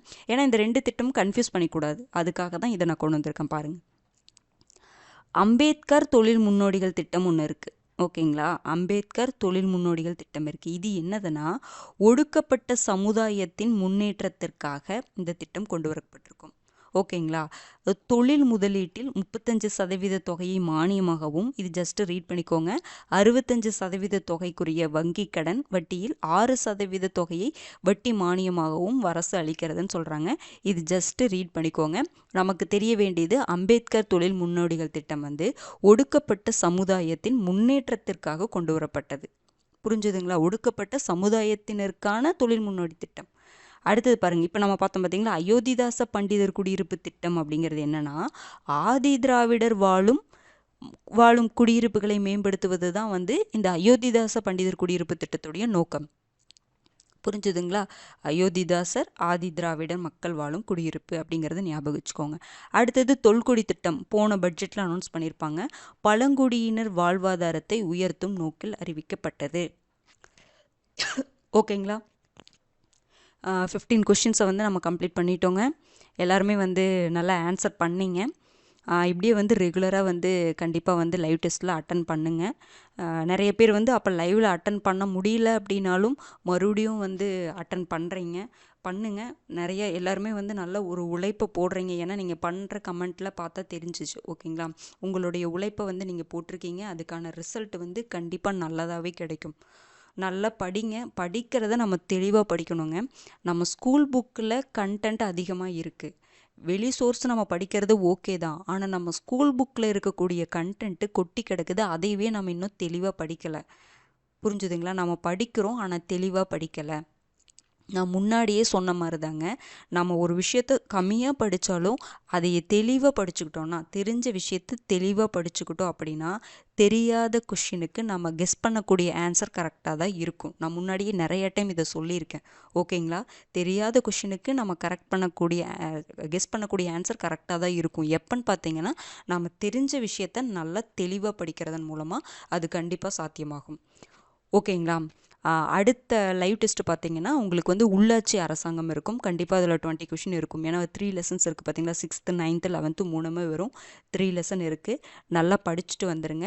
இன்னொன்று, லைவ் டெஸ்ட்டை ஓரளவுக்காவது படிச்சுட்டு அட்டன் பண்ணுங்கள். படிக்காமல் அட்டன் பண்ணிங்கன்னா நம்ம என்ன தப்பு பண்ணுறோம், ஏது தப்பு பண்ணுறோம் அப்படிங்கிறதே தெரியாது. அதுக்குன்னு ரொம்ப ஃபிங்கர் டிப்பில் வச்சு படிக்கணுமா? அந்த மாதிரிலாம் ஓரளவுக்காவது படிச்சுட்டு வந்து எழுதுனீங்கன்னா தான், அட்டன் பண்ணி பார்த்தீங்கன்னா தான் புரியும். ஓகேங்களா? இல்லைனா டஃப்பாக தெரிகிற மாதிரி தான் இருக்கும்.